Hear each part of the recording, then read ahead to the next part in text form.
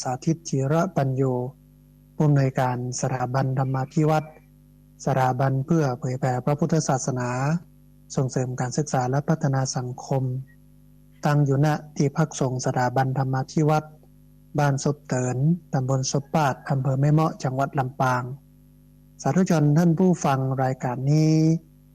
ออกอากาศทุกวันอังคารหลายลักษณะแรกเป็นรายการสดออกอากาศผ่านทางสถานีวิทยุในเครือข่ายสถานีวิทยุคลื่นสีขาวเพื่อชาวประชาลักษณะที่2ออกอากาศผ่านทาง Facebook Live และก็สถานีวิทยุของวัดฝายหินลักษณะที่3เป็นเทปบันทึกเสียงเอาไปออกอากาศผ่านทางสถานีวิทยุเพื่อการศึกษาและพัฒนาอาชีพ Radio Network FM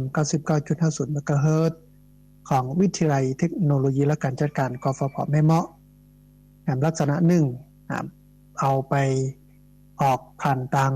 Facebook ของอาตมาภาพพระสาธิตธีระปัญโยในเพจ Facebook ของสถาบันธรรมาภิวัตน์รวมไปจนถึง YouTube ของอาตมาภาพพระสาธิตธีระปัญโยท่านผู้ฟังที่ติดตามรับฟังอยู่สามารถไปฟังย้อนหลังได้ตามช่องทางที่อาตมาภาพได้ได้บอกได้กล่าวไปแต่สำหรับช่วงนี้เวลานี้ขณะนี้เป็นรายการสดในท้ายของรายการจะได้เปิดสายท่านผู้ฟังที่ฟังอยู่ทางบ้านได้โทรเข้ามาร่วมกันโทรเข้ามาร่วมแสดงกับกึศความเห็นกันท่านผู้ฟัง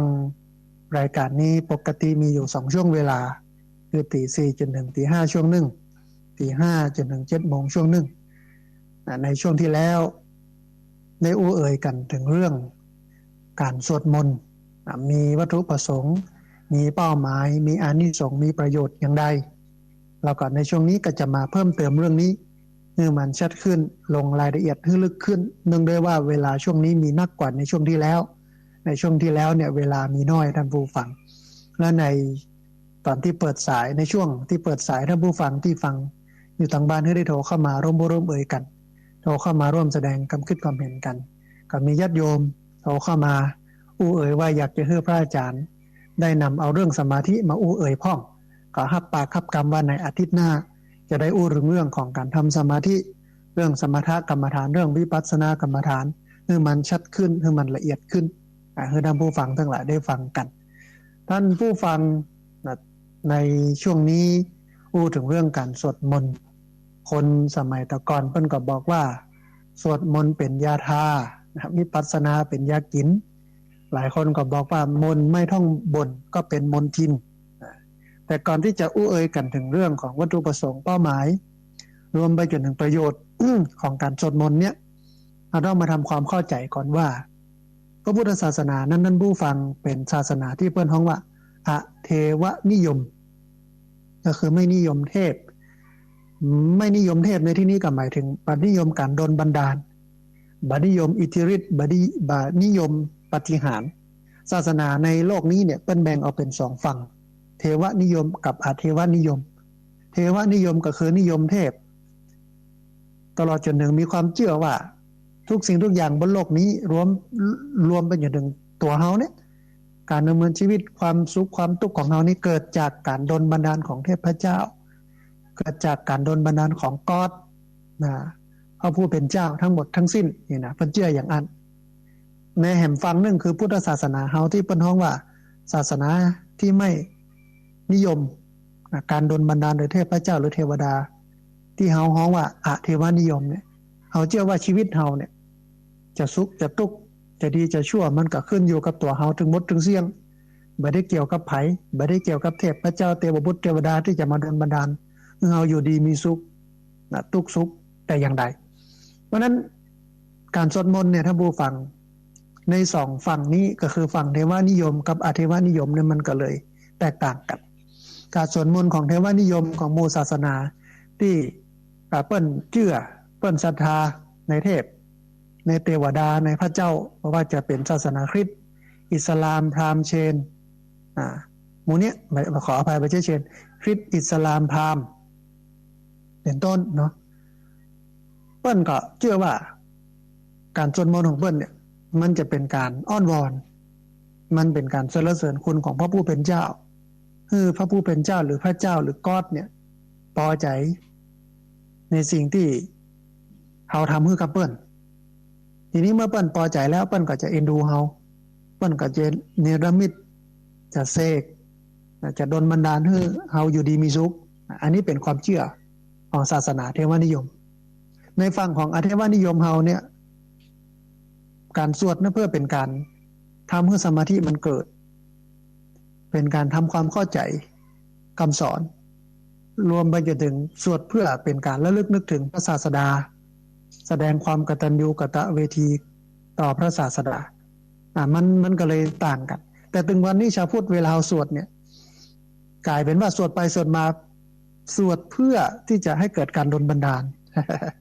สวดเพื่อที่จะให้เกิดการเนรมิตอิทธิฤทธิปาฏิหาริย์ให้ตัวเองอยู่ดีมีสุขซึ่งเป็นการสวดที่มันอยู่ในฝั่งของศาสนาที่เรียกว่าอเทวนิยมแล้วก็บ่ได้เป็นการสวดแบบพุทธเพราะฉะนั้นสวดแบบพุทธเนี่ยมันจะต้องสวดเพื่อเกิดประโยชน์3อย่างหรือให้ถึงเป้าหมาย3อย่างหลักๆที่อูไปในชั่วโมงที่แล้วก็คือ1ต้องสวดเพื่อเป็นการสรรเสริญคุณของพระพุทธเจ้าและลึกนึกถึงว่าเนี่ยย้อนมีพระพุทธเจ้าเนี่ยก็ย้อนก็มีพระธรรมนะถ้าพระพุทธเจ้าบัตรสรู้ธรรมแล้วเอามาบอกเขาเนี่ยเขาก็บ่ได้ฮู้พระธรรมเพราะนั้นสรรเสริญคุณของพระองค์นอกจากสรรเสริญคุณของพระพุทธเจ้าแล้วก็ยังสรรเสริญคุณของพระธรรมว่าพระธรรมนี่ดีแต่ปฏิบัติแล้วปุ๊บมันทำให้เราพ้นทุกข์แต่มันทำให้สังคมสุขสงบแต่แล้วก็สรรเสริญคุณของพระสงฆ์ว่าพระสงฆ์นี้เป็นคนที่ศึกษาและปฏิบัติธรรมและเอาคำสอนเอาธรรมะนั้นมาเผยแพร่ให้เราได้รู้ได้เข้าใจเพราะนั้น3อย่างนี้รวมกันห้องว่าพระรัตนตรัย คือพุทธรัตนะธรรมรัตนะสังฆรัตนะนั้นเป็นประโยชน์เกื้อกูลต่อเราในการดำเนินชีวิตทำให้เรานั้นมีความสุขนักขึ้นโลกสงบร่มเย็นนักขึ้นก็สรรเสริญและลึกนึกถึงคุณของพระรัตนตรัยสวดแต่ละครั้งก็ระลึกนึกถึงอย่างนี้รวมไปจนถึงเป็นการชื่นชมพระพุทธเจ้าว่าเนี่ยพระองค์เป็นแบบอย่างของเราในการดำเนินชีวิตเพราะว่าสมัยที่พระพุทธองค์ยังบ่ได้ตรัสรู้นั้นเป็นปุถุชนคนธรรมดากิเลสหนาตัณหาเยอะแต่พระองค์ก็พัฒนาตัวเองจากปุถุชนคือคนที่หนาไปด้วยกิเลสไม่เป็นกัลยาณชนก็คือคนที่ดีที่งามมาเป็นอริยชนบุคคลที่หมดกิเลสเป็นบุคคลที่ประเสริฐครับสามารถพัฒนาตัวเองได้สามารถยกระดับตัวเก่าได้จากคนธรรมดาขึ้นเป็นพระพุทธเจ้าจากปุถุชนขึ้นเป็นกัลยาณชนและเป็นอริยชนเฮาเองก็ทำได้เหมือนกันเหมือนที่พระองค์ได้ทำเพราะว่าพระองค์นั้นก็บ่ได้เป็นเทวดามาจากสวรรค์เป็นมนุษย์เหมือนเฮาที่อยู่บนโลกมีสุขมีทุกข์มีกิเลสมีตัณหาเหมือนเฮาแต่พระองค์ฝึกตัวเองได้นี่คือกราบไหว้และลึกนึกถึงพระองค์ในฐานะนี้มันก็โยงไปจนถึงการกราบพระพุทธรูปท่านผู้ฟัง ขออภัยท่านผู้ฟังเวลาเราไปกราบพระเจ้าในวิหารกราบพระพุทธรูปในวิหารเรากราบด้วยวัตถุประสงค์อะไรอย่างเรากราบด้วยวัตถุประสงค์ที่ว่าขอให้พระพุทธรูปขอให้หลวงพ่อประเดี๋ยวนี้มีชื่อสปะหลวงพ่อทันใจหลวงพ่อเศรษฐีมหาเศรษฐีโคตรเศรษฐีอย่างบ่ฮู้นะ นะหลวงพ่อมั่งมีสีสุขอย่างฮู้เพิ่นน่ะชื่อนักนะกราบเพื่อที่จะให้เพิ่นดลบันดาลให้เฮาอยู่ดีมีสุขมันเป็นการกราบที่ผิดหลักการของพระพุทธศาสนาแต่ถ้ากราบอย่างที่อาตมาภาพบอกก็คือระลึกนึกถึงพระองค์เมื่อพระองค์เป็นแบบอย่างสำนึกในคุณที่พระองค์ได้ตรัสรู้แล้วเอาธรรมะมาบอกต่ออันนี้เป็นการกราบที่มันถูกต้องโยงมาตอนที่สวดมนต์ก็เหมือนกันถ้าสวดมนต์เหมือนที่วัตถุประสงค์เป้าหมายที่อาตมาภาพบอกก็คือระลึกนึกถึงพระองค์เอาพระองค์เป็นตัวอย่างอันนี้เป็นการสวดมนต์ที่มันถูกต้องอันที่2สวดเพื่อทำให้สมาธิมันเกิดขึ้นในขณะที่เราสวดมนต์เนี่ยท่านผู้ฟังถ้าจิตใจเรามันจดจ้องอยู่กับบทสวดนั้นๆโดยที่บ่วอกแวกไปไหนตรงตามที่เราสวด บางคนปากว่าแท้ ขออภัยท่านผู้ฟัง ปากว่าแต่ใจไปอยู่ตรงนั้นใจขึ้นไปสปะสเปดสวดพิพิธถูกๆ อันเนี้ยก็ไม่ได้ประโยชน์จากการสวดมนต์เพราะฉะนั้นสวดแต่ละครั้งเนี่ยจิตใจต้องเป็นสมาธิต้องแนบแน่นอยู่กับบทสวดนั้นๆอันที่สามสวดเพื่อเกิดปัญญาคือเข้าใจว่าพระเจ้าสอนอะไรเข้าใจในบทสวดนั้นๆเป็นการศึกษาเป็นการเรียนรู้พระพุทธศาสนาไปตัวในตัวแต่จะรู้จะเข้าใจในบทสวดนั้นได้ก็ต่อเมื่อต้องแปลจากภาษาบาลีมาเป็นภาษาไทยหรือเป็นภาษาที่เราเข้าใจเท่านั้นแต่ถ้าสวดเป็นภาษาบาลีนี่ก็บ่เข้าใจอย่างสักอย่างมันนำไปสู่การสวดมนต์ที่ดูเหมือนว่าขลังเวลานิมนต์พระไปเจริญพระพุทธมนต์ในบ้านเวลาตุเจ้าสวดเขาก็บ่ฮู้ว่าเป็นสวดอะไรอย่างจะดูเหมือนมันขลังมันศักดิ์สิทธิ์มันขจัดปัดเป่าความรู้สึกเขาเป็นอย่างนั้นโลกที่แท้เนี่ยมันรู้สึกผิดนะคิดผิดหลักการที่แท้แล้วการสวดเป็นมีวัตถุประสงค์เราเข้าใจในบทสวดแล้วนำไปใช้หลายบทที่เป็นสวดกันเป็นประโยชน์มากอย่างบทอันมงคลสูตรเนาะอเสวนาจะพาลานังปันติตานันจะเสวนาบุปเป็นการสวดที่อู้ถึงเรื่องของความเป็นมงคลในชีวิตเอาตั้งแต่อาเสวนาคือการประคบคนพาลบัณฑิตานันจะเสวนาการไปคบบัณฑิตมันเป็นมงคลเนอะอย่างเงี้ยแต่เขาบอกเขาก็นั่งฟังไปเหมือนกันก็การสวดมนต์ที่เขาสวดทำวัดสวดมนต์เจ้าถ้าเขาบอกความหมายมันก็มีประโยชน์อะไรอย่างอย่าไปลืมว่าพุทธศาสนาเนี่ยเป็นศาสนาแห่งปัญญาพุทธะแปลว่ารู้เหรอเขาต้องหูเราต้องหูเพราะฉะนั้นการสวดมนต์อย่างที่สามเนี่ยเป็นการสวดเพื่อทำให้เกิดปัญญาเป็นการเรียนรู้คำสอนของพระพุทธเจ้าเป็นการทำความเข้าใจคำสอนของพระพุทธเจ้าการสวดมนต์ต้องได้สามอย่างนี้ท่านผู้ฟังแต่ละครั้งในการสวดมนต์ต้องให้ครบสามอย่างบ่ครบก็ได้แต่ว่ามันก็จะได้ประโยชน์น้อยหนึ่งสวดเพื่อทำให้เกิดการระลึกนึกถึงคำสอนของพระพุทธเจ้าถ้าเป็นภาษาง่ายๆคือเกิดศรัทธาในพระพุทธศาสนาแต่ศรัทธาในที่นี้ไม่ได้หมายถึงการศรัทธาในความอัศจรรย์ในอิทธิฤทธิปาฏิหาริย์นะแต่ศรัทธาที่ว่าพระพุทธเจ้านี่เป็นคนธรรมดานะ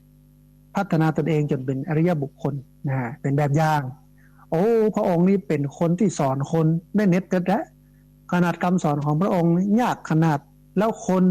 ที่จะมาฟังหรือว่าคนที่พระเจ้าจะไปสอนเนี่ยลึกลื่นตื่นตื้อได้มึนเป็นว่ามีทุลีคือกิเลสในตาเยอะก็จะเข้าใจคำสอนเป็นเรื่องยากพระองค์จะต้องใช้ความสามารถต้องใช้ความพยายามสูงมากในการจะให้คนเข้าใจพระธรรมของพระองค์แต่พระองค์ก็พยายามสอนแล้วนึกถึงพระพุทธเจ้าพระธรรมพระสงฆ์อันที่สองสมาธิเกิดจิตใจสุขสงบอันที่สามเข้าใจคำสอนเหมือนกับการเรียนรู้ไปตัวเพราะฉะนั้นการสวดมนต์แต่ละครั้งต้องได้ประโยชน์3อย่างนี้ถ้าได้ประโยชน์3อย่างนี้แล้วเนี่ยการสวดมนต์นั้นก็จะได้ผลแล้วถามว่าบทไหนพ้องที่มันเหมาะตะกี้ก็แนะนำไปส่วนหนึ่งก็คืออันแรกถ้ามันมีเวลาเยอะคือธรรมจักรกับปวัตตนสูตรเพราะว่าธรรมจักรกับปวัตตนสูตรนี้นั้นเป็นพระธรรมเทศนาการแรกที่พระพุทธเจ้าได้แสดงคือกับปัญจวัคคีย์ทั้ง5ได้ฟังได้เข้าใจ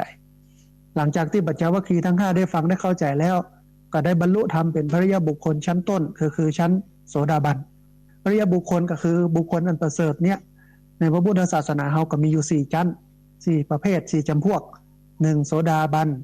2สกิทาคา3อนาคาแล้วก็4อรหันต์ปัญจวัคคีย์ทั้ง5 มีท่านอัญญาโกณัญญะ ท่านวัตตะท่านทัตถิยะท่านมหานามะท่านอัสสชิได้ฟังธรรมจักรกับปวัตตนสูตรซึ่งเป็นพระธรรมเทศนากันแรกเลยที่ฮ้องกันว่าปฐมเทศนาจากพระพุทธเจ้าแล้วก็บรรลุธรรมเป็นพระอริยบุคคลชั้นโสดาบันหลังจากนั้น พระพุทธเจ้าก็แสดงพระธรรมเทศนาซึ่งเป็นหัวใจของพุทธศาสนาอันหนึ่งก็คืออนัตตลักขณสูตรบทสวดบทนี้ก็น่าสวดท่านผู้ฟังอนัตตลักขณสูตรบทสุดท้ายถ้าเราบ่มีเวลาเราเอาบทที่เอาสวดกันตอนทำวัดสวดมนต์เช้าในตอนนึงก็คือบทสังเวคะปริกิตตัณหาปาฐะมาสวดก็ได้แต่3บทนี้บอกว่าจะเป็นธรรมจักรกับปวัตตนสูตรอนัตตลักขณสูตรก็ดีแล้วก็ บทสังเวคะปริกิตนาปาฐะก็ดีเนี่ยต้องแปลเท่านั้นถึงจะได้ประโยชน์สูงสุดของการสวดมนต์นะหลายคนก็บอกว่าสวดนักนะอาจารย์สวดสปะสเปดอะไรอย่างครับบ่ต้องสวดเยอะเราต้องดูเวลาว่าเวลาเขามีหมอกใดแล้วก็ต้องแปลแล้วเอาบท3 บทนี้มาสวดมันก็จะทำให้ได้ประโยชน์นักกับการสวดมนต์ลองมาเปลี่ยนดูท่านผู้ฟังมันก็จะได้เข้าใจอันมีคนหลายคนปรึกษาหารืออาตมาภาพโทรเข้ามาก็ดีมาหาก็ดีถามว่าตุกอย่างอันอย่างอีมีปัญหาเรื่องลูกเรื่องสามีเรื่องเงินเรื่องทองเรื่องเปื้อนเรื่องฟุ้งเรื่องงานเรื่องการโอ้อย่างเงี้ยจะได้นะอาตมาภาพก็แนะนำอย่างเดียวก็คือสวดมนต์นั่งสมาธิเอาบทสังเวคะปริกิตนาปาระไปให้สวดแล้วก็นั่งสมาธิแล้วก็แผ่เมตตาอันโดยความเข้าใจของโยมก็คือสวดแล้วชีวิตมันก็จะดีขึ้นทุกข์มันก็จะหายแต่ว่าธรรมาภาพเนี่ยมีวัตถุประสงค์ว่าให้เรียนรู้สัจธรรมคือสวดแล้วเข้าใจสัจธรรมเมื่อมันชีวิตเราเป็นอย่างเงี้ยเกิดแก่เจ็บตายสุขทุกข์วนเวียนหมุนเปลี่ยนกันไปอย่างนี้คะแนนเขาอดทนแล้วก็คือมันผ่านพ้นไปได้เขาก็จะมีความสุขแล้วใน ในบทสวดเหล่านั้น ขออภัยท่านผู้ฟังมันว่าอย่างนี้แท้มันว่าอย่างนี้แทนที่จะไปบอกว่าสวดแล้วชีวิตจะดีขึ้นเนอะสวดแล้วจะทำให้ชีวิตเราเปลี่ยนนะมันจะเนรมิตมันจะปลุกเสกเพื่อเขาปรับเปลี่ยนชีวิตดีขึ้นมีการดลบันดาลอันนี้ผิดหลักการละแต่จะให้ถูกก็คือให้เปิ้ลเข้าใจสัจธรรมว่าให้เปิ้ลยอมรับให้เปิ้ลยอมรับในสิ่งที่มันเป็นว่ามันเป็นความจริงทุกขะปริญญายะทุกนั้นมีไว้สำหรับเห็นเข้าไปหูมันยอมรับมันแล้วปรับเปลี่ยนพฤติกรรมเนรมิตชีวิตตัวเองด้วยการลงมือทำด้วยตัวเองอันนี้คือหลักการพุทธแท้ๆท่านผู้ฟังพูดถึงเรื่องการสวดมนต์แล้วก็โยงไปถึงหลักการอื่นๆที่มันเป็นหลักการของพุทธศาสนาทีนี้เราย้อนกลับมาที่เรื่องการสวดมนต์เบื้องต้นนี้สรุปได้ว่าการสวดมนต์นั้นมันมีวัตถุประสงค์หรือเป้าหมาย3อย่างหลักๆก็คือ1สวดเพื่อระลึกนึกถึงพระพุทธพระธรรมพระสงฆ์เพื่อแสดงออกบอกถึงความกตัญญูเพื่อชื่นชมพระพุทธเจ้าที่เป็นแบบอย่างหรือว่าสวดเพื่อทำให้เกิดศรัทธาเอาสั้นๆเนาะอันที่2สวดเพื่อเกิดสมาธิเวลาสวดทุกครั้งสมาธิจะต้องเกิดจิตใจต้องแนบแน่นอยู่กับบทสวดอยู่กับการสวดนั้นๆนะ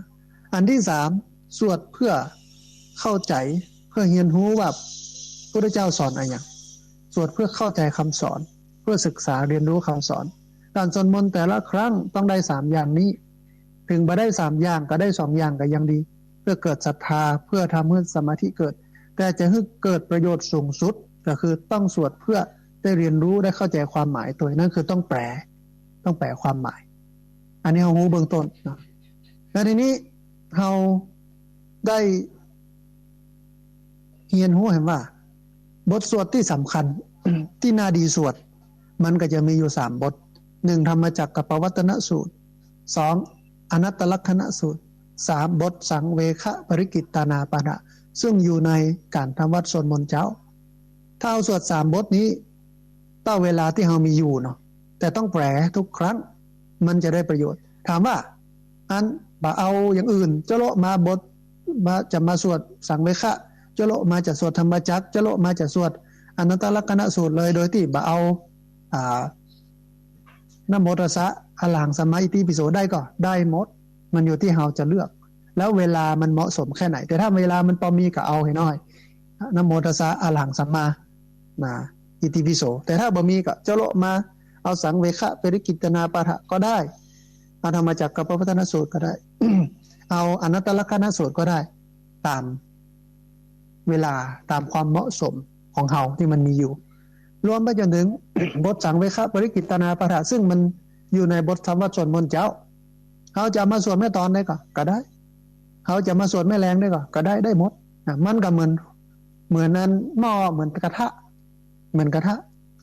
บางเตื้อสมาท่านผู้ฟังเอาใจผัดใจคั่วใจทอดแต่บางเตื้อถ้าบ่มีอุปกรณ์อื่นๆหม้อให้แต่หลายปากมันถูกใจไปหมดแล้วหรือมันบ่มีเขาก็สามารถจะเอากระทะนั้นมาต้มได้แตนทอดเอามาแกงก็ได้เอามาใช้สำหรับเป็นอุปกรณ์ในการแกงได้มันก็ใช้ได้กันหมดมันต้องไปติดรูปแบบ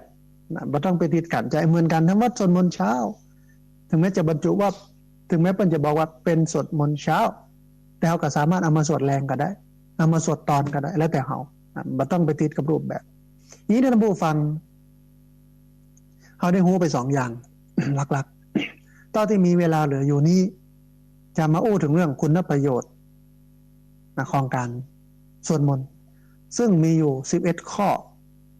ประโยชน์ของการสวดมนต์ในประโยชน์ของการสวดมนต์11 ข้อนี้อาจจะรวมไปถึงวัตถุประสงค์เป้าหมายเจตจำนงของการสวดมนต์ไปตัวในหันเพื่อเอาหู้ได้เข้าใจในการสวดมนต์การสวดมนต์นั้นไม่ได้เป็นการสรรเสริญพระพุทธเจ้าเพื่อจะให้พระพุทธเจ้านั้นดลบันดาลให้เราอยู่ดีมีสุขแต่เป็นการสรรเสริญพระพุทธเจ้าเพื่อเอาพระพุทธเจ้าเป็นแบบอย่างเพื่อระลึกนึกถึงพระองค์แสดงออกบอกถึงความกตัญญูต่อพระองค์เพื่อทำให้เกิดสมาธิเพื่อทำให้เกิดความเข้าใจในคำสอนนั้นทีนี้มันมีเห็น11 ข้อที่อู้ถึงเรื่องของวัตถุประสงค์เป้าหมายเจตจำนงของการสวดมนต์11 ข้อนั้นมีอย่างพ้องท่านผู้ฟังเอาลองไล่ทีละข้อละข้อนะอันแรกเพื่อเป็นการสรรเสริญคุณอันที่2เพื่อเป็นต้นทุนเจริญศรัทธา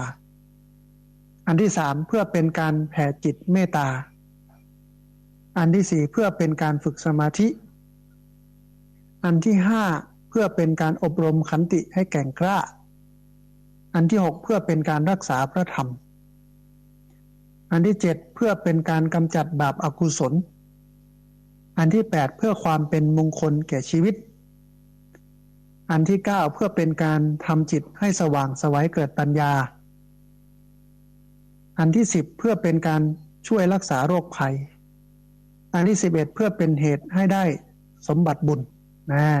การสวดมนต์มันได้11 อย่างวุ้นนะท่านผู้ฟัง1เพื่อเป็นการสรรเสริญคุณ2เพื่อเป็นต้นทุนเจริญศรัทธา3เพื่อเป็นการแผ่จิตเมตตา4เพื่อเป็นการฝึกสมาธิ5เพื่อเป็นการอบรมขันติให้แก่กล้า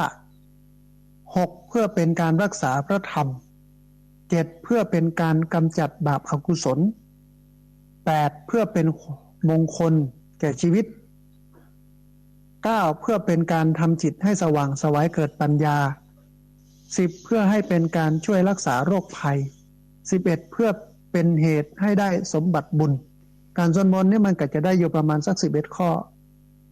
ที่อูมาถ้าลองมาดูรายละเอียดแต่ละข้อละข้อถ้าผู้ฟังว่าเปิ้นว่าอย่างไรพ้องอันข้อแรกเพื่อเป็นการสรรเสริญคุณท่านผู้ฟังบทสวดบางบทที่ใจสวดนั้นเช่นบทอิติปิโสชาวพุทธในสมัยพุทธกาลเนี่ยเป็นผู้ที่มีจิตเลื่อมใสต่อพระพุทธเจ้านิยมใช้บทสวดเพื่อสรรเสริญคุณของพระพุทธเจ้ากันส่วนที่เปิ้นแต่งขึ้นในยุคหลังก็มีเปิ้นก็นิยมเอามาเพื่อสวดสรรเสริญคุณของพระพุทธเจ้าพระธรรมแล้วก็พระสงฆ์แต่การสวดเนี้ยไม่ได้เป็นการสวดเพื่ออ้อนวอนร้องขออย่างที่บอกถ้าบ่มีพระพุทธเจ้าได้เฮาก็บ่ฮู้บ่เข้าใจคำสอนเฮาก็บ่ฮู้เข้าใจสัจธรรมเพราะว่าพระองค์ไปฮู้พระพุทธเจ้ามีหลายประเภทท่านผู้ฟัง1ปัจเจกพุทธเจ้าฮู้แล้วบ่บอกไผรู้ได้โดยเฉพาะตนแต่ไม่บอกใครก็มีประเภทหนึ่งสัมมาสัมพุทธะฮู้แล้วบอกต่อเนี่ยพระองค์เป็นสัมมาสัมพุทธะฮู้แล้วบอกต่อถ้าพระองค์บ่บอกต่อก็เป็นปัจเจกพุทธะก็ย้อนพระองค์บอกต่อเนี้ยเอาก็เลยได้เข้าใจธรรมะของพระองค์แน่มีพระธรรมมีพระพุทธพระธรรมนี้เป็นสิ่งที่ดีแท้น้ำพระธรรมคำสอนเนี่ยมันดับกิเลสคือความโลภความโกรธความหลงในใจคือมันจมมันเย็นมันมีความสุขถ้ามันมีพระธรรมเนี่ยโลกยุ่งได้มันมีศีลมันมีธรรมนี่นะก็มีศีลมีธรรมปอมอกมันยังยุ่งปันอี้กับมนุษย์ในการที่ปฏิบัติตามแต่ถ้ามันมีสัมหายก็คงลำบากนี่คือประโยชน์ของพระธรรมแต่ถ้ามาถึงเรื่องส่วนตัวแล้วพระธรรมนั้นมีประโยชน์ต่อปัจเจกบุคคลมาก เพราะว่าทำให้เราเข้าใจโลกและชีวิตทำให้ทุกข์เขาน้อยลงอยู่กับโลกที่เต็มไปด้วยความทุกข์แต่บ่ทุกข์เหมือนกับดอกบัวที่เกิดจากคนตมแต่บ่ติดคนตมนี่คือประโยชน์ของพระธรรมนะพระสงฆ์เหรอโอ้พระสงฆ์เป็นผู้ศึกษาและปฏิบัติตามคำสอนของพระพุทธเจ้าตลอดจนถึงเผยแพร่เอาคำสอนพระเจ้านั้นมาเผยแพร่ในรูปแบบต่างๆในยุคแรกๆอาจจะเผยแพร่ในส่วนของการสอนการเทศน์อย่างเดียวระยะหลังๆมานี่นำคำสอนมาประยุกต์ให้มันเป็นกิจกรรมเนี่ยจะบ้านทำเรื่องโน้นเรื่องนี้เรื่องนั้นในนามพระสงฆ์นักพัฒนานะลามไปแผ่วกันถ้าบ้านไหนใกล้ดอยใกล้ห้วยเปิดกับป่าไปแปลงฝายบวชป่าปลูกป่าอนุรักษ์ทรัพยากรธรรมชาติสิ่งแวดล้อมบ้านไหนประสบปัญหาเรื่องของปากของท้องเปิดกับทำเรื่องเกษตรบ้านไหนมีปัญหาเรื่องเงินเรื่องทองเรื่องสวัสดิการเปิดกับทำเรื่องออมทรัพย์เรื่องสวัสดิการมีเรื่องการรักษาพยาบาลมีทุนการศึกษาจัดงานตบงานสร้างนะเปิ้นก็ทำไป ตามกระบวนการเอาธรรมะมาใช้นี่คือพระสงฆ์เพราะถ้ามีพระสงฆ์นี่ลำบาก มันมีคนศึกษาและปฏิบัติมันมีคนเผยแผ่นะแล้วการ ขออภัยท่านผู้ฟัง ขอแห้งและการเผยแผ่นะวันนี้เนี่ยมันไม่ใช่แค่เรื่องสอนเรื่องเทศอย่างเดียวเทศสอนนี่หลายคนก็เริ่มก่ายนะพระสงฆ์ก็เลยแปลงวิชาการมาเป็นปฏิบัติการเอาธรรมะคำสอนที่มันเป็นทฤษฎีเนี่ยศีลห้าเนี่ยอมยะจะได้ให้มันเป็นศีลห้าในเชิงปฏิบัติสติในชีวิตประจำวันสมาธิในชีวิตประจำวันสัจจะอดทนขันติมาให้ห่อด้วยใจนี่คือพระสงฆ์เพราะนั้นเวลาสวดมนต์แต่ละครั้งเนี่ยเป็นการสรรเสริญนะคุณของพระรัตนตรัยคือพระพุทธพระธรรมพระสงฆ์อันในการไหว้พระสวดมนต์แต่ละครั้งนั้นเนี่ยเปิ้นเปรียบเทียบเหมือนกับการได้เข้าเฝ้าพระพุทธเจ้าต่อหน้าพระพักตร์นะปฏิญาณตนยอมรับนับถือเคารพศรัทธาบูชาขอขมาต่อพระองค์อย่างหมดจดจิตใจอย่างแท้จริงนะเป็นการฮื้อใจต่อพระพุทธเจ้าอันนี้เป็นการสวดเพื่อเป็นการสรรเสริญคุณเนาะอันที่สองเพื่อเป็นต้นทุนเจริญศรัทธาท่านผู้ฟังการสวดมนต์นั้นเนี่ยเป็นการสวดเพื่อเพิ่มพูนพอกพูนหรือว่าเติมเต็มพลังแห่งศรัทธาความเชื่อความเลื่อมใสที่มีต่อพระรัตนตรัยที่เฮาได้ยอมรับนับถือเคารพศรัทธาว่าเป็นสารณะคือมันเพิ่มนักขึ้นคือมันมีนักขึ้นคืออย่างที่กำอู้ของคนณปัจจุบันที่เปิ้นบอกว่าเมื่อไม่เห็นเมื่อไม่อยู่ในสายตาก็ไม่ตราตรึงอยู่ในใจเอาเปิ้นฮ้องว่าเอาระบบเอาวิธีของการดำเนินชีวิตของการทำงานของคนก็ได้อย่างคนทำงานเนี่ยแ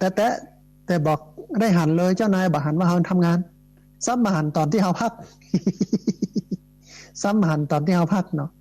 มาหันตอนที่เฮาทำงานนะเพิ่นก็บ่ค่อยห่มเฮาบ่ค่อยชอบเฮานะแต่คนไหนที่มันชอบเฉลียนะอันเจ้านายอยู่ที่ไหนมันแต่งไปทำงานที่หั่นมันคือเพิ่นหันรับหลังเพิ่นก็ขี้ค้านเนี่ยมื้อนี้มันเจริญ มันเจริญนะมันก็เปรียบเทียบเหมือนกันอย่างนี้นะรวมไปจนถึงเวลาเฮาสวดมนต์ส่องหน้าพระพุทธเจ้าเนี่ยบ่ใช่ว่าพระพุทธเจ้าจะมาชอบแล้วก็ดลบันดาลให้เฮานั้นอยู่ดีมีสุขนะแต่มันเป็นการตอกย้ำเฮาว่าเนี่ยเฮาเชื่อมั่นในพระรัตนตรัยเฮามีที่ยึดที่เหนี่ยวอยู่ในจิตใจอยู่สองหน้าพระพุทธเจ้านี้ถึงวันนะนำให้เราศรัทธาในการอยู่ในพระพุทธศาสนาบ่คอนแคลนบ่งอนแง่นนี่เป็นการเป็นต้นทุนเจริญศรัทธาท่านผู้ฟังทีนี้เมื่อสวดไปแล้วโดยเฉพาะบทสวดสรรเสริญคุณของพระรัตนตรัยอิติปิโสนี่นะ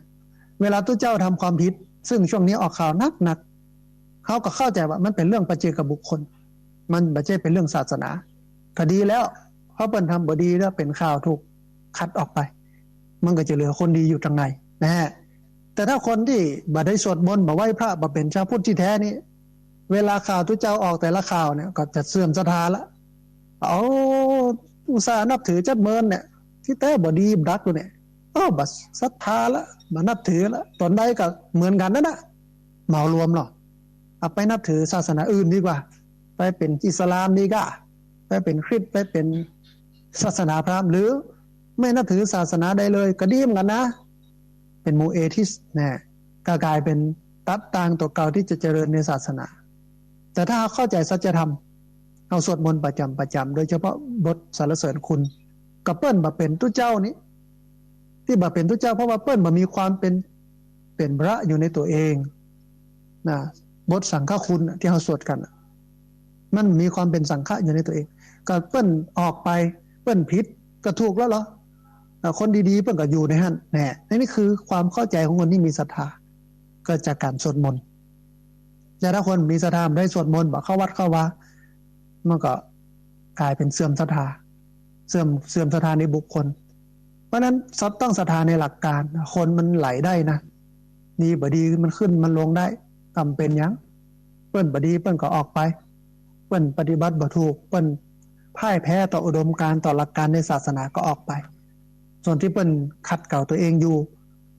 เปิ้นก็จะเจริญก้าวหน้าไปเนี่ยนี่คือคนที่เข้าใจคำสอนเข้าใจหลักธรรมเข้าใจสัจจะซึ่งเกิดจากการศึกษาและปฏิบัติธรรมเบื้องต้นเกิดจากการสวดมนต์เนาะอันที่สามท่านผู้ฟัง เป็นการแผ่จิตเมตตานะ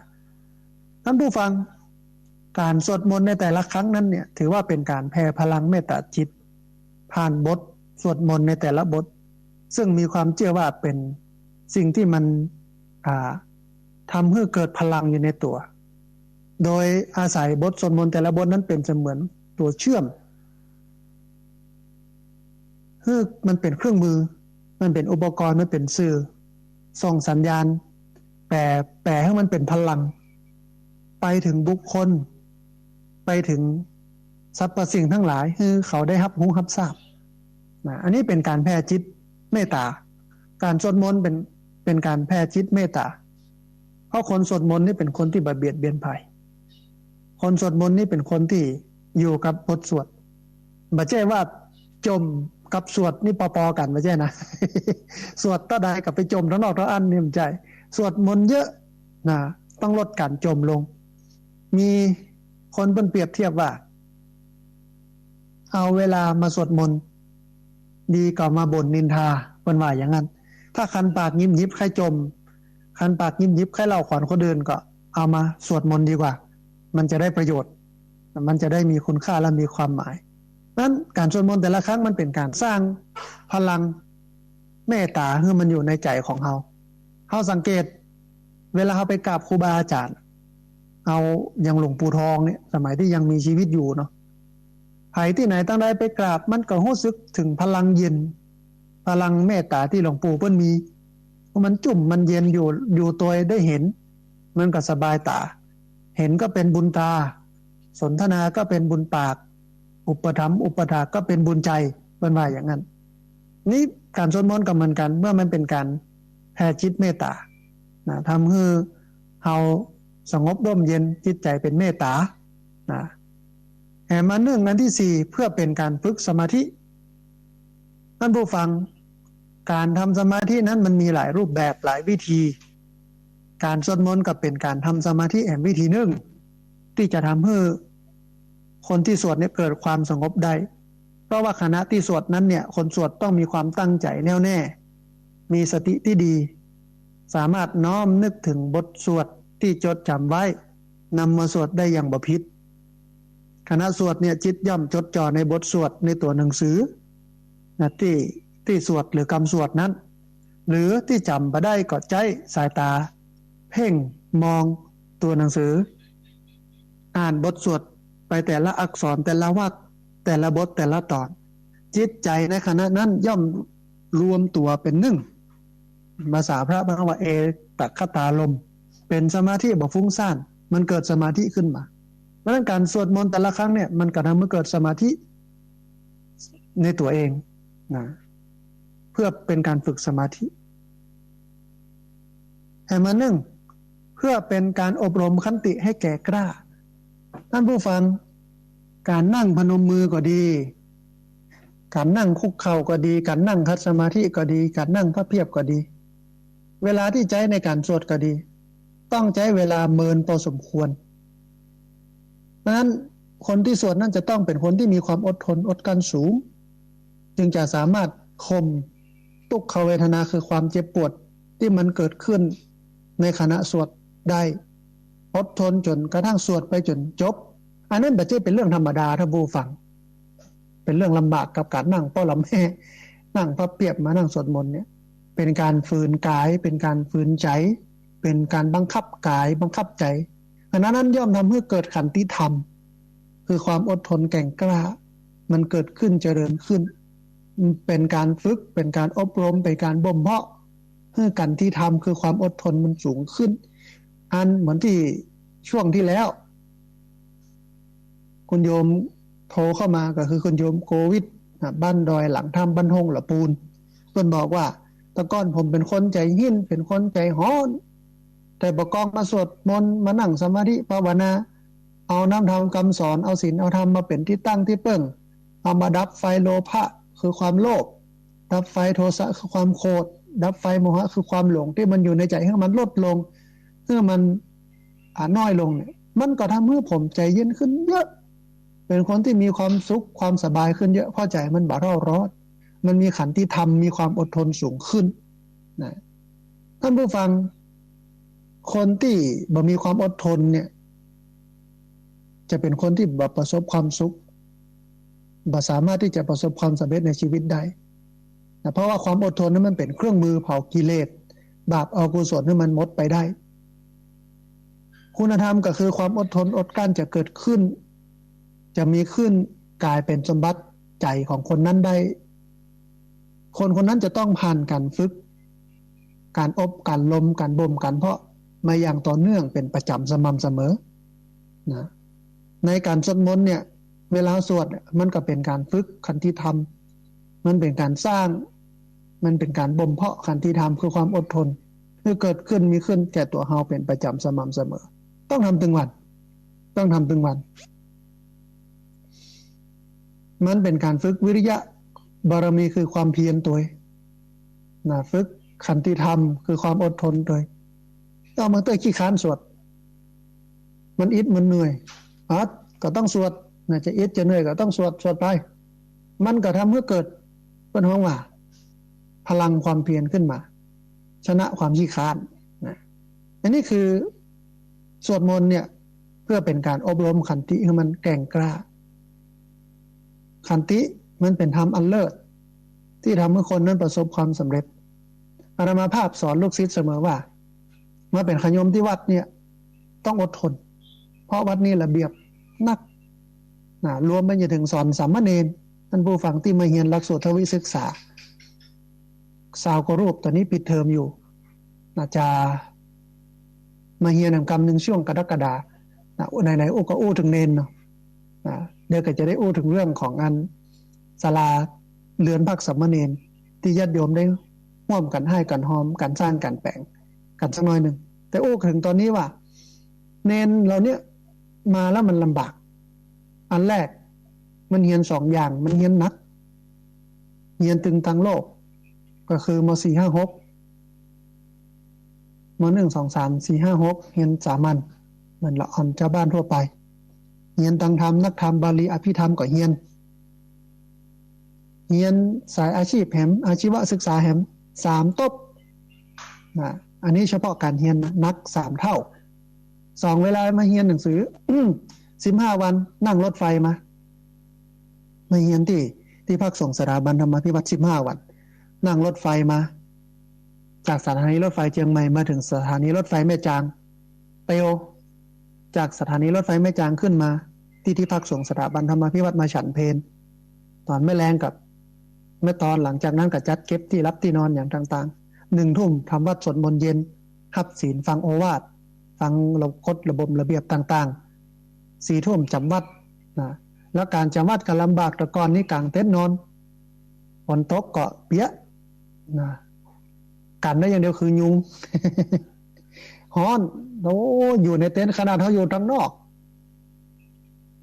อยู่ในที่โล่งมันยังฮ้อนแล้วคือพอว่าไปนอนในเต็นท์มันจะฮ้อนบอกใดเออจะมานอนกับมาได้เพราะยังก็ยุงอดเอาตุกขนาดฝนตกกับเพี้ยเนี่ยด้วยเหตุนี้ก็เลยชวนท่านผู้ฟังแต่งกุฏิเรือนพักสามเณรตอนนี้ก็ก้าวหน้าไปมากนะมุงลวดเล็กดัดอย่างใส่หมดแล้วปันกบมันเก็ตก็ใส่แล้วเรือแฮมสัก2-3 งานเนี่ยท่านผู้ฟังก็คือฝ้าเพดานกับระบบไฟวันนั้นฝ้าเพดานนี้สลาเพื่อนมาดูก็ประมาณบอก56,000ระบบไฟนี้ใช้ไฟโซลาร์เซลล์มาติดนะซื้อแผงซื้ออย่างไม่ใช่แค่ใส่ไฟหลอดไฟนะเครื่องแปลงไฟอินเวอร์เตอร์ตัวชาร์จเจอร์อย่างสเปซหลายอย่างเปิ้นหันอยู่ประมาณสัก4-5 หมื่นนะ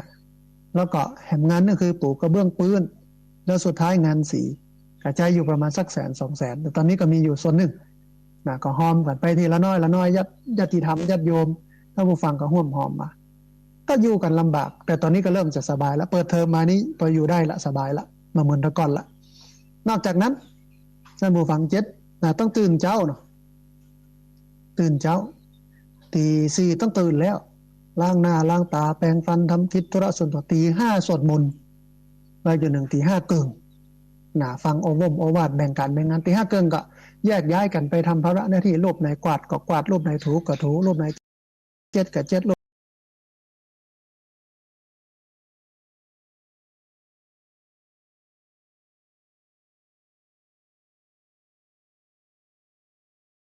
มาส่งปุ๊บกับมาทำงานถึงปุ๊บกับทำงานทำการ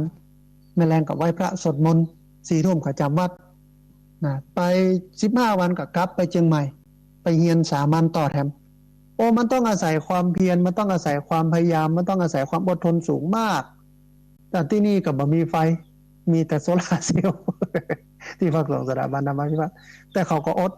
อาตมาภาพอู้ก็เขาเสมอว่าทนได้ทนมาได้ก็เป็นแค่ทานนะทานได้ก็เป็นเพชรทนไม่ได้ก็เป็นแค่ทานผ่านได้ก็เป็นเพชรเพราะทานกับเพชรเนี่ยมันมาจากธาตุเดียวกันก็คือคาร์บอนอันที่มันเป็นเพชรนี่เพราะว่ามันถูกกันเผาจากแมกมาจากลาวาจากความร้อนใต้ดินถูกการบีบกันบดการกดการอัด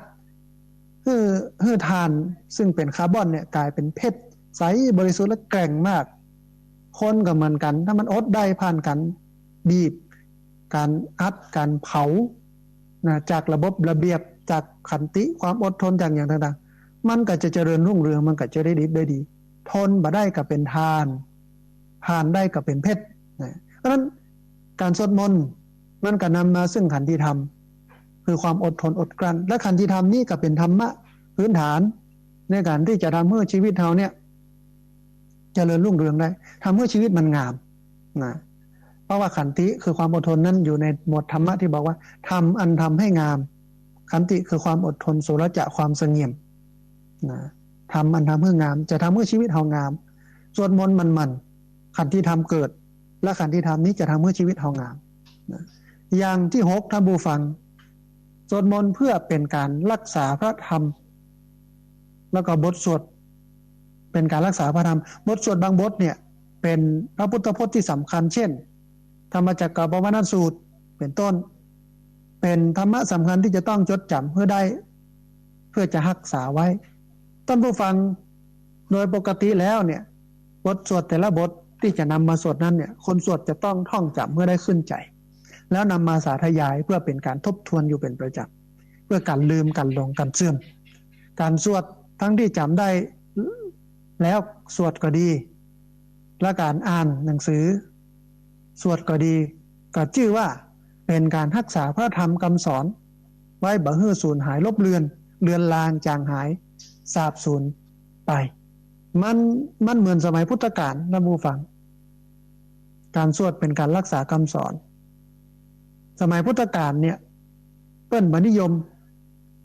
จารึกคำสอนลงในวัสดุต่างๆแต่เปิ้นจะรักษาคำสอนโดยการท่องกันปากต่อปากภาษาวิชาการเปิ้นใช้คำว่ามุขปาฐะท่องกันปากต่อปากสืบต่อกันมานิยมเขียนลงในเอกสารหนังสือตำรับตำราในวัสดุอุปกรณ์ต่างๆด้วยเหตุนี้ในที่ประเทศพม่า ก็ยังมีพระหลายรูปที่เปิ้นท่องพระไตรปิฎกได้บางรูปได้3 ไตรปิฎกเลยก็คือพระวินัยพระสูตรพระอภิธรรมบางรูปได้2 ปิฎกนะบางรูปได้1 ปิฎกนี่เนาะมันก็เป็นธรรมเนียมที่สืบทอดกันมาอย่างเขาสวดมนต์เนี้ยท่านผู้ฟังก็เป็นการรักษาคำสอนไปตัวในตัวบางเมื่อมันเสื่อมมันเลือนลางมันสูญหายโดยเฉพาะบทสำคัญที่บอกธรรมจักรกับปวัตตนสูตรอนัตตลักษณสูตรอันนี้เป็นหัวใจสำคัญของพุทธศาสนาอันที่7การสวดมนต์เนี่ยเป็นไปเพื่อเป็นการกำจัดบาปอกุศลท่านผู้ฟังในการสวดมนต์แต่ละครั้งนั้นเนี่ยย่อมเป็นการช่วยกำจัดข่มซึ่งนิวรธรรมคือธรรมที่มันกีดกั้นขวางเพื่อให้เฮานั้นเจริญก้าวหน้าในธรรมะของพระพุทธเจ้ากีดขวางเพื่อให้เฮาเข้าถึงซึ่งนิพพานอันเป็นเป้าหมายสูงสุดของพระพุทธศาสนานิวรธรรมก็มีกามฉันทะความติดในสุขนะพยาปะทะความงุดหงิดความบ่พอใจความขุ่นเคืองใจอุทธัจจะกุกุจจะความฟุ้งซ่านความรำคาญถีนมิทะความง่วงซึมหดหู่วิจิกิจฉาความลังเลสงสัยนอกจากจะการสวดมนต์นอกจากจะกำจัดนิวรธรรมทั้ง5คือกามฉันทะความติดสุขติดสบายพยาปะทะความพยาบาทความงุดหงิดความบ่พอใจความขัดเคืองใจอุทธัจจะกุกุจจะความฟุ้งซ่านความรำคาญถีนมิทะความง่วงซึมหดหู่วิจิกิจฉาความลังเลสงสัยแล้วเนี่ยมันยังกำจัดอกุศลต่างๆไม่ว่าจะเป็นความโลภไม่ว่าจะเป็นความโกรธไม่ว่าจะเป็นความหลงความขี้ค้านให้มันเบาให้มันบางไปจากจิตจากใจได้การสวดมนต์ก็เป็นการทำให้ธรรมะมันเจริญขึ้นโดยเฉพาะธรรมะฝ่ายกุศลเจริญขึ้นแล้วทำให้ธรรมะคืออธรรมไม่ใช่ธรรมะขอไปคืออธรรมคือสิ่งที่มันบดีบางงามที่มันอยู่ในใจมันออกไปจากจิตจากใจเป็นการชำระล้างเป็นการช่วยจิตช่วยใจของเราให้มันสดใสพยะโดยอันนี้เป็นการสวดมนต์เพราะการสวดมนต์นั้นเป็นการกำจัดบาปอกุศลต่างๆในจิตในใจให้มันหมดไปนะอันที่8เพื่อเป็นการสวดมนต์นี่มันเป็นความสิริมงคลของชีวิตก็แปลว่าสิ่งที่ดีที่งามเนี่ยท่านผู้ฟัง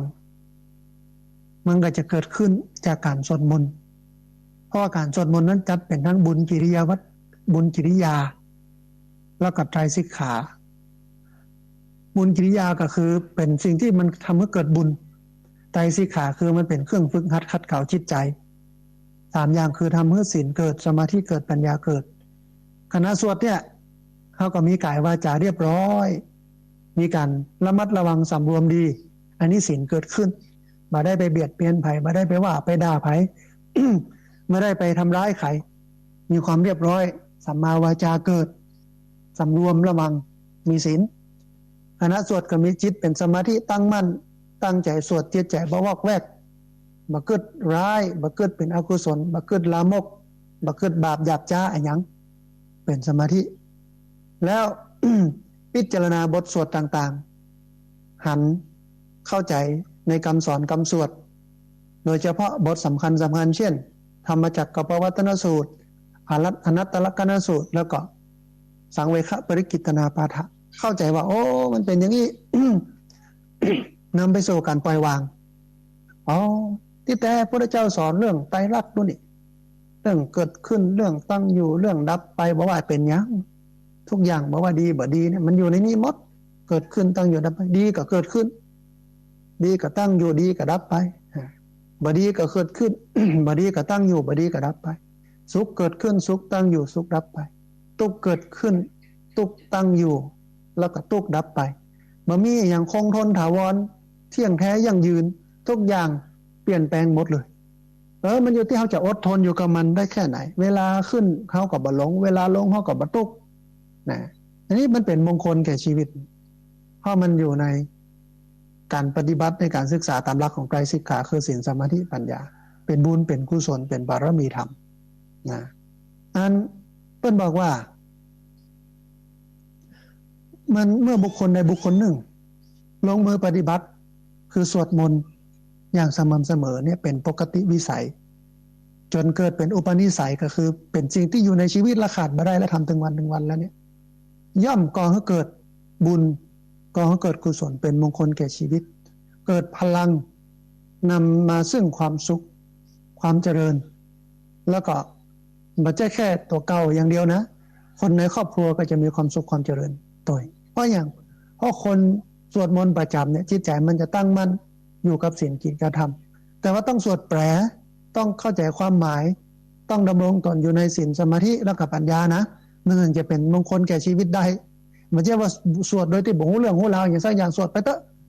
นะแล้วก็บ่ได้เอามาปฏิบัติใจเลยเนี่ยมันก็บ่ได้เป็นประโยชน์อะไรอย่างกับชีวิตเฮานะให้มาหนึ่งท่านผู้ฟัง สวดมนต์เนี่ยสวดเพื่อเป็นการ ทำให้จิตใจมันสว่างไสวมันเกิดปัญญาชีวิตของคนเรานั้นท่านผู้ฟัง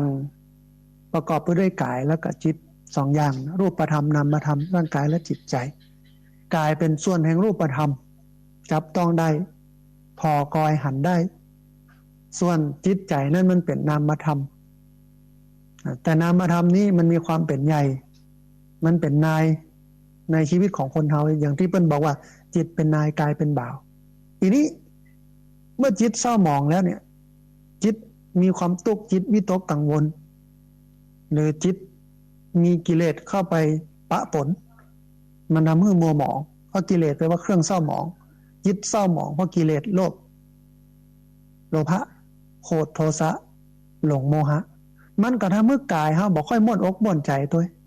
ชีวิตเฮาก็บ่มีความสุขตัวมันขมุกขมัวมันบ่สว่างไสวมันบ่สุขนะมันตุกะเพราะนั้นการสวดมนต์แต่ละครั้งเนี่ยมันจะทำให้จิตใจของมันสว่างไสวมันเกิดปัญญามันบ่เศร้าหมองนะการสวดมนต์นั้นเป็นวิธีที่จะช่วยชำระล้างท่านผู้ฟังทำความสะอาดความสกปรกที่มันอยู่ในใจที่มันแปดเปื้อนใจเนี่ยให้มันสูญหายไร้มุดไปเขาก็ล้างหน้าถึงวันล้างถ้วยถึงวันกวาดบ้านถูบ้านช่วยบ้านถึงวันอาบน้ำถึงวันแปรงฟันถึงวันแต่น้อยนักที่เขาจะมาชำระใจจะมาล้างใจด้วยการสวดมนต์ด้วยการภาวนาด้วยการถือศีลเนี่ยมันน้อยนะแต่มาหนึ่งการสวดมนต์นี่เป็นการช่วยรักษาโรคภัยท่านผู้ฟังนักวิทยาศาสตร์เปิ้นหันไปวิจัยมาแล้วเปิ้นก็บอกว่าเวลาสวดมนต์แต่ละครั้งเนี่ยจิตใจเขาเป็นสมาธิแล้วเนี่ยร่างกายมันก็จะหลั่งสารแห่งความสุขออกมาเปิ้นว่าสารเอนโดรฟินหลั่งออกมาแล้วปุ๊บมันก็จะไปช่วยไล่สารแลคเตสไปกินสารแลคเตสซึ่งเป็นสารที่ก่อให้เกิดความเครียดทำให้เกิดมะเร็งให้มันหมดไปจากตัวเขามันทำให้สุขภาพดีนะทำให้สุขภาพดีอย่างที่ว่านะใจดีแล้วกายก็ดีตัวนะเหมือนคนบะเกาที่เปิ้นบอกว่าเต็มว่าที่กินที่นอนกิดกับก็อดอยู่ได้ยืนไปกับกิดจ้อมหัวอกหัวใจคืนอยู่ไปหัวใจบินบ้างเป็นถึงว่าไปนั้นเวลาสวดมนต์ทุกครั้งมันก็จะทำให้โรคภัยไข้เจ็บต่างๆมันหายไปที่มันหายไปก็เพราะว่าจิตใจเฮามันสุขสงบร่างกายมันหลั่งสารที่มันเป็นประโยชน์นะให้กับร่างกายได้รับเมื่อร่างกายได้รับสารนั้นเป็นประโยชน์ซึ่งหลั่งโดยการทำสมาธิการสวดมนต์เนี่ย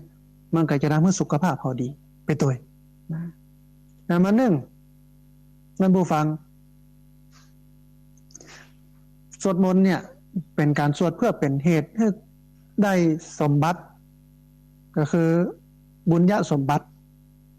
ได้อริยทรัพย์อันประเสริฐ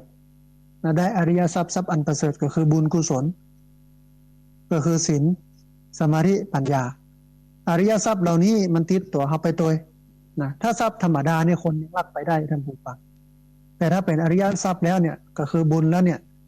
คือความเข้าใจสัจธรรมแล้วเนี่ยไผมันจะฮักมันไผมันจะลักของเฮาก็ไปมันได้ลักไปไม่ได้มันติดตัวเฮาไปทุกภพทุกชาติอันนี้คือ11ข้อซึ่งเป็นประโยชน์รวมไปถึงเป้าหมายวัตถุประสงค์ของการสวดมนต์มีอย่างพ้องนะทวนให้ท่านผู้ฟังทั้งหลายฟังกันคำหนึ่ง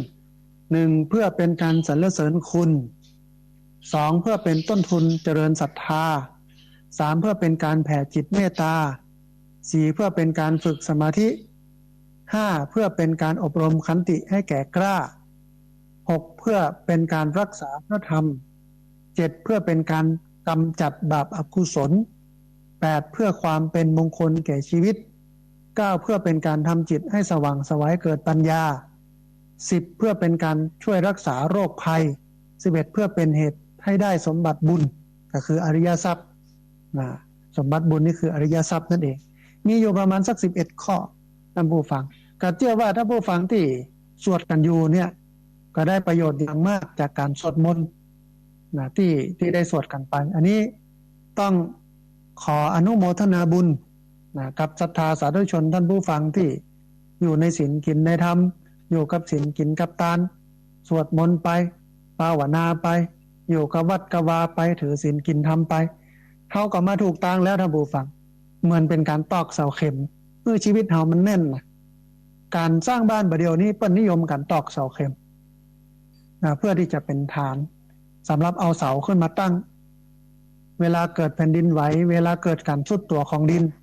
ตึกรามที่เฮาแปลงบ้านจองห้องหอที่เฮาแปลงเนี่ยมันก็จะบ่สั่นบ่ไหว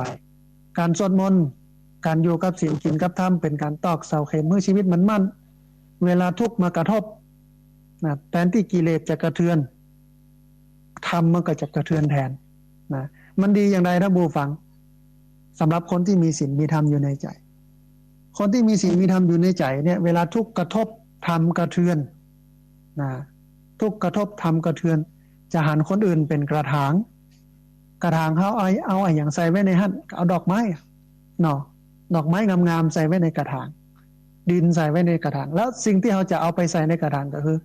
น้ำกับปุ๋ยซึ่งเป็นประโยชน์ทั้งนั้นนั่นแสดงว่าเวลาคนที่มีธรรมะเนี่ยทุกกระทบธรรมมันจะกระเทือนจะเห็นคนอื่นเป็นกระถางก็คือเอาสิ่งที่ดีๆเอาไปให้คนอื่นตลอดเวลาทุกกระทบธรรมกระเทือนมองเห็นคนอื่นเป็นกระถางแต่เวลาคนที่บ่มีศีลบ่มีธรรมเนี่ยทุกกระทบธรรมกระเทือนมองเห็นคนอื่นเป็นกระโถนเอาอย่างใส่กระโถนก็เอาสิ่งปฏิกูลโสโครกสิ่งบดีบางามต่างๆเนี่ยขี้เหอะเนี่ยใส่ไว้ในกระโถนแสดงว่าที่ผ่านมาเนี่ยเฮาบ่มีศีลบ่มีธรรมเนี่ยเวลาทุกข์มันกระทบกิเลสเฮาก็จะกระเทือนหันคนอื่นเป็นกระโถนหมดเลยอันไปเวียงไปวีน เอาความบดีบางามไปใส่คนอื่นหมดกระทำไม่ดีต่อบุคคลอื่นด้วยกายวาจามันเมื่อคนที่อยู่รอบข้างเฮาเนี่ยมันตุกไปตัวมาได้นะท่านผู้ฟังเฮาซับเป็นคนปฏิบัติศีลปฏิบัติธรรมคนฟังธรรมะคนปฏิบัติธรรมเดี๋ยวเพิ่นจะเล่าเฮาได้นะลูกหลานจะเล่านะโอ้พออีแม่เนาะแต่งทำเป็นฟังธรรมะตึงวันวันข้ามเจ้าพลแรงเจ้าอะไรเวลามีอย่างบ่ถูกใจนี่เวียงวีนดีขนาดโคตรนิ่งเร็วขนาดแต่เพิ่นจะว่าเฮาได้นะบ่ได้โอ้พอแล้วป้านั้นปีนั้นแต่งใส่ชุดขาวไปวัดไปว่าเป็นท่าไปได้อยู่ตะกร้าไปวัดไปอย่างโอ้เพิ่นสวดเก่งเนี่ยบทท่านบทนี่เป็นศีลเป็นธรรมโอ้แล้วบ่เป็นเรื่องขี้เล่าหวนเฮ้ยขี้ค้านเฮ้ยแถมบ่เป่าขี้โคตรแน่เหี้ยไม่ใช่ว่าเฮาเป็นซาลาเปาต้องนอกขาวต้องในดำเพราะนั้นเวลาทุกข์กระทบเนี่ยทำต้องกระเทือนแต่มันจะเตือนเฮาอย่างอี้ได้ก็ต่อเมื่อเฮาอยู่กับศีลกินกันนะคือสวดมนต์ประจำสวดไปเวลาสวดมนต์ประจำปั๊บเนี่ยมันก็จะทำให้เราระลึกนึกถึงธรรมะคือมันทำให้เกิดสติด้วยนะทำให้เกิดสติแต่ถ้าเป็นอานิสงส์ของการสวดมนต์ทั่วไปเนี่ยเพิ่นก็จะบอกว่าเวลาสวดมนต์เสร็จแล้วนอนก็จะนอนฝันดีบ่ฝันร้ายตื่นก็จะเป็นสุขกับเหตุที่เป็นอย่างนั้นเพราะว่าจิตใจมันสงบมันบ่ต้องคิดมากมันบ่ต้องเครียดก่อนนอนต้องสวดมนต์ก่อนนอนทำสมาธิก่อนนอนนั่งสมาธิภาวนาก่อนนอนตื่นมาก็เหมือนกันสวดมนต์ตอนตื่นนั่งสมาธิตอนตื่นภาวนาตอนตื่นชีวิตเราก็จะเป็นชีวิตที่มีความสุขเพราะว่ามันตั้งอยู่บนฐานของศีลธรรมเวลาทุกข์กระทบแทนที่กิเลสจะกระเทือนธรรมมันก็จะกระเทือนแทนที่จะเห็นคนอื่นเป็นกระโถนก็เห็นคนอื่นเป็นกระถางมันก็จะได้ประโยชน์อย่างนี้สวดมนต์ท่านผู้ฟังแต่อย่างที่บอก จะสวดให้ได้ประโยชน์มันต้องสวดแปลแล้วก็เลือกบทสวดที่สำคัญนะปรารภเหตุนะวันนี้ปรารภเหตุที่คุณโยมนะฟังรายการในอาทิตย์ที่แล้วโทรเข้ามาถามว่าสวดมนต์บทนี้มันดีอย่างไรเป็นอย่างไรพ่องจะแนะนำอย่างไรพ่องอาตมาภาพก็เอามาอู้กันในอาทิตย์นี้ว่าสวดมนต์น่ะดีแล้วดีที่สวดนะบ่สวดนั้นบ่ดีแต่ว่าจะให้มันดีขึ้นไปเรื่อยๆเนี่ยมันต้องได้ประโยชน์3อย่างหรือว่าเข้าถึงวัตถุประสงค์เป้าหมายของการสวด3อย่างก็คือ1สวดไปแล้วต้องเป็นการระลึกนึกถึงคุณของพระพุทธเจ้าพระธรรมพระสงฆ์ไม่ได้สวดเพื่ออ้อนวอนเพื่อเป็นมาดลบันดาลนะ2สวดแล้วต้องทำให้สมาธิเกิดจิตใจต้องสุขสงบเป็นศีลเป็นธรรมอันที่3สวดแล้วต้องเข้าใจในคำสอนเข้าใจในธรรมะของพระพุทธเจ้านักขึ้นและน้อมนำเอาธรรมะนั้นมาปฏิบัติใช้ในชีวิตประจำวันให้เกิดมรรคเกิดผลอันนี้เป็นการสวดมนต์ที่มันถูกต้องเป็นการสวดมนต์ที่มันเป็นประโยชน์เนาะแต่ละครั้งนี่นะแล้วก็แนะนำว่าการสวดมนต์นั้นบทที่น่าสวดก็คือ1ธรรมจักรกับปวัตตนสูตร2อนัตตลักขณสูตร3สังเวคปริกิตนาปาฐะบทใดบทหนึ่งต่อที่เฮาสามารถสวดได้อันตามเวลาตามความเหมาะสมของเขาที่มันมีอยู่เนาะเอาละท่านผู้ฟังเหลือบแลพอเวลาแล้วตอนนี้ก็จะเปิดสายท่านผู้ฟังที่ฟังอยู่ทางบ้านได้โทรเข้ามาร่วมกันโทรเข้ามาร่วมแสดงความเห็นกันท่านผู้ฟังที่ฟังอยู่ทางบ้านสามารถโทรเข้ามาร่วมกันโทรเข้ามาร่วมแสดงความเห็นกันที่เบอร์064 728 2899เบอร์064 728 2899เรียนเชิญเจริญพรได้โทรเข้ามาร่วมกันโทรเข้ามาร่วมแสดงความเห็นกันที่เบอร์064 728 2899พอดีมีสายเข้ามาสายหนึ่งเดียวครับสายนี้ก่อนเปิ้นจะว่าจะได้พ่องเจริญพรพระครูจ้าพระอาจารย์เจ้าโยมแม่โทรมาจากทางใดแนะนำตัวน้อยโทรมาจากแม่เลื้อนเซ็นต่อเนออำเภอวังเหนือจังหวัดลำปางแม่ฟังทางโทรศัพท์เนอหรือวิทยุหน่อยหนึ่งเนอจ้าวันนี้เป็นไดพ่องสัญญาณชัดเจนดีกว่าที่อำเภอวังเหนือจ้าชัดเจนดีชัดเจนดีเนาะมีอย่างจะเพิ่มเติมพ่องแม่ก็บ่มีอย่างก็เจ้ามีก้อนบดหรอกก้อนบ่ได้เลยแม่ว่ามาเลยเจ้า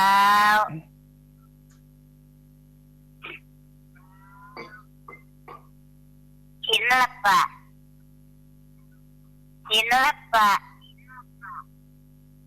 ตามอย่างทางอาชีพควรเร่งรีบเรียนรู้ชูศักดิ์ศรีมีบางคนโจรอับกับมั่งมีฉลาดดีมีศีลหากินพอเจ้าสาธุอนุโมทนาบุญเนอเจ้าแม่กำลังใจเนอสาธุได้กำลังใจจัดนักเลยโยมแม่วันนี้ได้กรอนโดยอนุโมทนาบุญเนอเจ้าสาธุอนุโมทนาบุญเรียนเชิญเจริญพรนะท่านผู้ฟังได้ที่เบอร์064 728 2899เบอร์064 728 2899เรียนเชิญเจริญพรได้โทรเข้ามาร่วมกันได้โทรเข้ามาร่วมแสดงความเห็นกันนะผู้ฟังที่ฟังอยู่ทางบ้านจะโทรเข้ามาร่วมกันโทรเข้ามาร่วมแสดงความเห็นกันขอความร่วมมือนะรีเสียงวิทยุลงแล้วก็ฟังทางโทรศัพท์เอาเนอะเรียนเชิญเจริญพรพอดีมีสายเข้ามาสายหนึ่งเดียวครับสายนี้ก่อนเปิ้ลจะว่าจะได้พ่องเจริญพรเจ้าพระอาจารย์ท่านอาจารย์เจ้าคุณโยมแนะนำตัวน้อยแม่กูเติมแล้วแบบแม่วางเจ้าสาธุจำเสียงได้วันนี้สัญญาณเป็นจะได้พ่องคุณโยมสัญญาณเป็นได้พ่องสัญญาณมันมีปิดตี้เนาะมันปกติมันก็ตัด6 โมงอย่างแต่ไหลหาเอาเนาะแม่เนาะไหลเอาอันมีอย่างจะเพิ่มเติมบ้างวันนี้สนใจดีจ้าแต่ธรรมจักรนี่มันมีคำแปลที่ของแม่เนี่ยจ้ามันมีแค่พักกันไตรปิฎกนี่มีเจ้าคำแปลเนาะ ธรรมจักรไม่มีอยู่กำแพงก็มีอ๋ออันต้องเสาะที่มันมีอยู่แม่อันที่จริงมันก็มีแต่ว่าเฮาเสาะหามันบ่ปะบ่ได้โอ้เขาขายที่ไหนท่านมีพอมีอยู่เดี๋ยวจะแนะนำหนังสือให้กันแล้วกันเนาะแม่เนาะนะเลยเดี๋ยวอาจจะโอ้กันที่หลังอาจจะส่งไปให้ที่บ้านก็ได้นะโอ้สาธุเลิศได้เอาไปสวดได้โยมแม่ได้สาธุอนุโมทนาบุญสาธุสาธุจ้าสาธุอนุโมทนาบุญเรียนเชิญเจริญพรเนาะที่เบอร์064 728 2899เบอร์064 728 2899พอดีมีสายก็มาสายหนึ่งเดี๋ยวฮับสายนี้ก่อนเปิ้นจะว่าจะได้พ้องเจริญพรอย่างว่าจากเจ้าอันนี้โยมแม่สายทองนะเจ้าสายโยมแม่สายทองจากอันแม่ฟังอันเนี่ย98นะชัดเจนดีนะแต่ว่าตัดไป91อ่ะอันกำลังฟังเป็นช่วงเวลามันจะเป็นช่วงเปิ้นบางสถานีก็ฮับมดบางสถานีฮับเป็นบางช่วงประเด็นนี้ฟังตลอดแล้วได้ดีใจละแล้วโยมแม่ขอฝากพรนี่สักโพสนะพระอาจารย์ได้เจริญพรกดนานติดนะเจ้าขออนุญาตเจ้าคิดดีพูดดีทำดีเป็นศีลเป็นพรสูงสุดไม่มีพรเทพพรมนุษย์ปิดประดุจความดีที่ทำเอง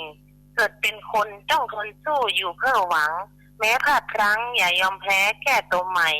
ทางข้างหน้าจะก้าวผ่านอีกนานไกลหวังให้ไกลไปให้สูงมุ่งทำดีอนาคตเป็นอย่างไรใครไม่รู้วันนี้อยู่พวกนิกายคลายคำฝันสิ่งที่ผ่านไปแล้วก็แล้วกันปัจจุบันคิดยังอยู่สู้ต่อไปอย่าประมาทลุ่มหลงไวในชีวิตรักษาจิตอย่าให้ห่างทางกุศลดำรงมั่นในพระในธรรมะพระเทศพลประพฤติตนทำแต่ดีนี่คือคนนะเจ้าพระอาจารย์บรรยายเข้าใจทุกอย่างนะเจ้าสาธุเจริญพรนะเจ้ากับไว้สาเจ้าสาธุนะได้แห่งกรอน1เราฟังแล้วก็ไพเราะจับใจม่วนอกม่วนใจดีมีข้อคิดมีคติธรรมแฝงอยู่ในนั้นเยอะเรียนเชิญเจริญพรเนอะวันนี้เปิดสายให้ท่านผู้ฟังโทรมาเต็มที่เพราะว่าหลายคนจมว่าอัน เวลาโทรเข้ามาพระอาจารย์มีน้อยขนาดบ่ได้ได้เอ่ยสักคำขอนักวันนี้เปิดเป็น35นาทีเลยทีเดียวนะเรียนเชิญเจริญพรที่เบอร์064 728 2899เบอร์064 728 2899พอดีมีสายเข้ามาถึงสาย1ครับสายนี้ก่อนเปิ้นจะว่าจะได้พ้องเจริญพรพระเจ้าพระเจ้าอันยมแม่แนะนำตัวน้อยแม่วางเจ้าอำเภอแม่วางจังหวัดเชียงใหม่เนาะสัญญาณชัดเจนดีเนาะแม่เนาะชัดเจนดีอันวันนี้มีอย่างจะเพิ่มเติมพ้องนี่จ้าโทรมาให้กำลังใจเนาะแม่เนาะกำลังใจฟังกำมวลหมดใจเนาะมีกระติบตอดใจพี่เนาะสาธุได้กำลังใจจัดหนักเลยแม่อนุโมทนาบุญเด้อสาธุเจริญพรโยมแม่จากอำเภอแม่วางจังหวัดเชียงใหม่ตะกี้ก่อนหน้านั้นอยู่อำเภอบ้านโฮงจังหวัดละปูนพี่น้องเชียงรายพี่น้องเมืองแปดพี่น้องเชียงใหม่ละปูนลำปางแป้นั่นพะเยาเชียงรายแม่ต้องสอนที่ไหนตั้งใดฟังอยู่เนอะเรียนเชิญเจริญพรโทรเข้ามาร่วมเอ่ยกันโทรเข้ามาร่วมแสดงความคิดคอมเมนต์กันที่เบอร์064 728 2899ที่เบอร์064 728 2899พอดีมีสายเข้ามาสาย1 เดี๋ยวรับสายนี้ก่อนเปิ้นจะว่าจะได้พ้องเจริญพรเจริญพรอันผมผู้เที่ยงครับ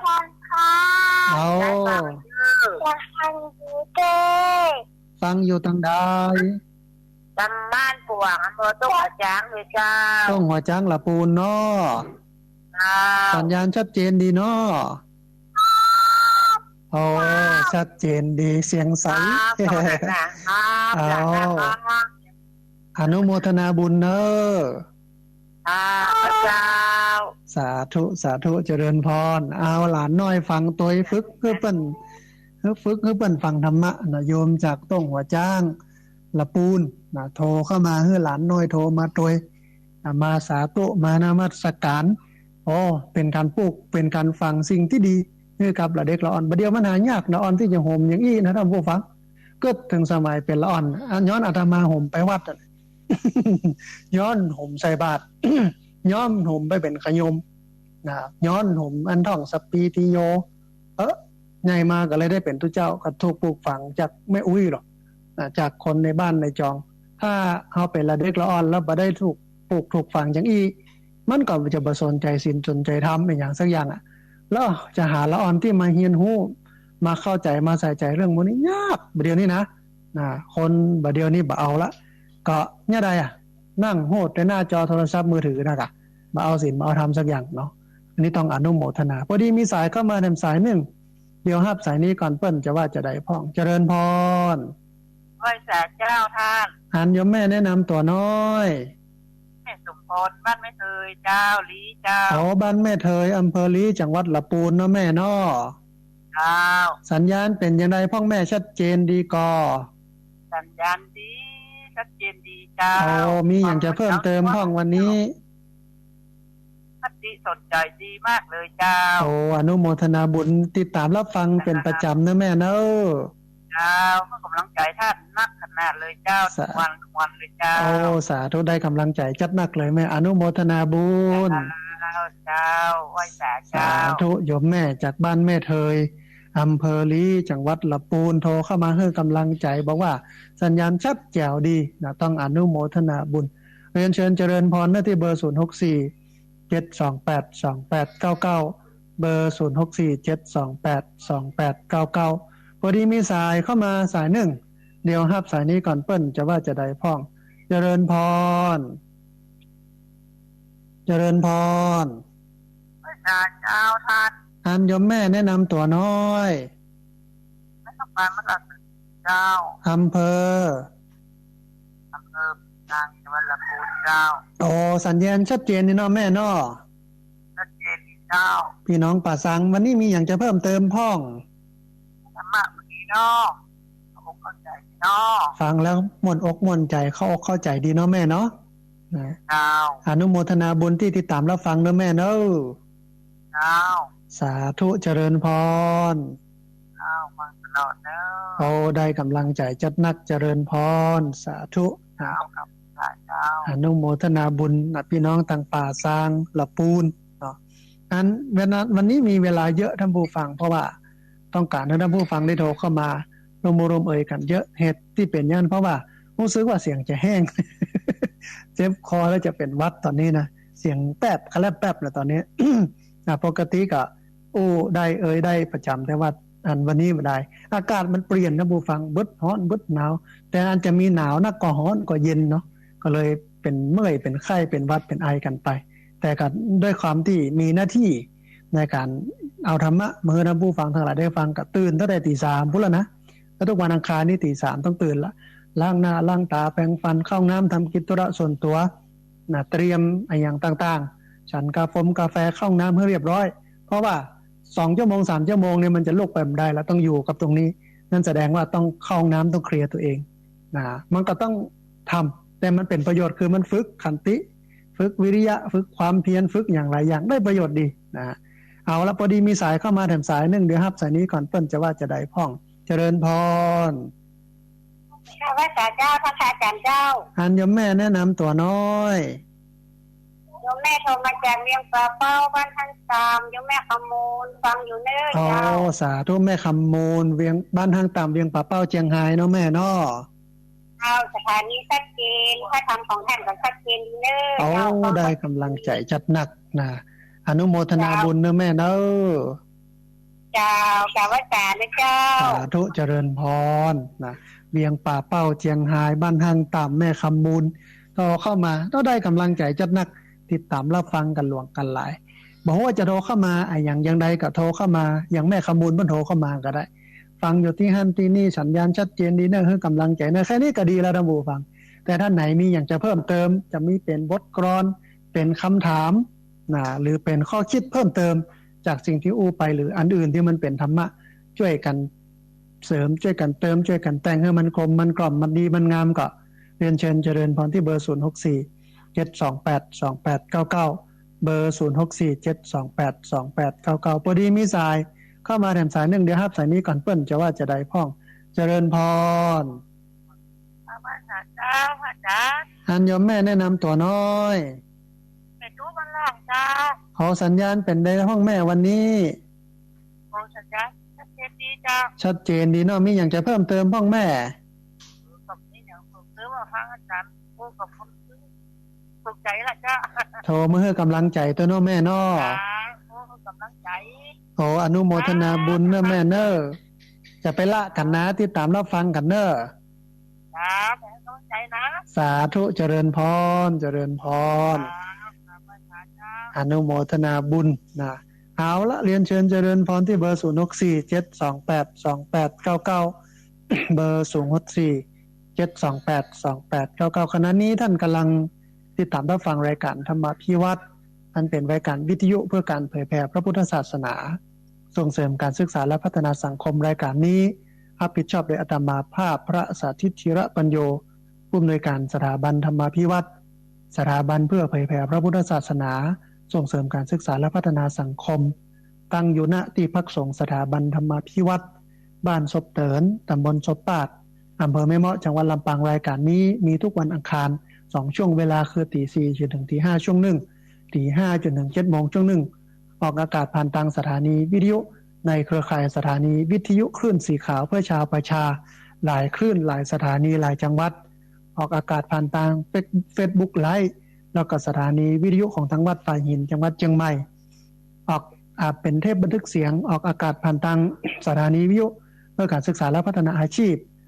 Radio Network FM 99.50 MHz ของวิทยาลัยเทคโนโลยีและการจัดการกฟผ.แม่เมาะบันทึก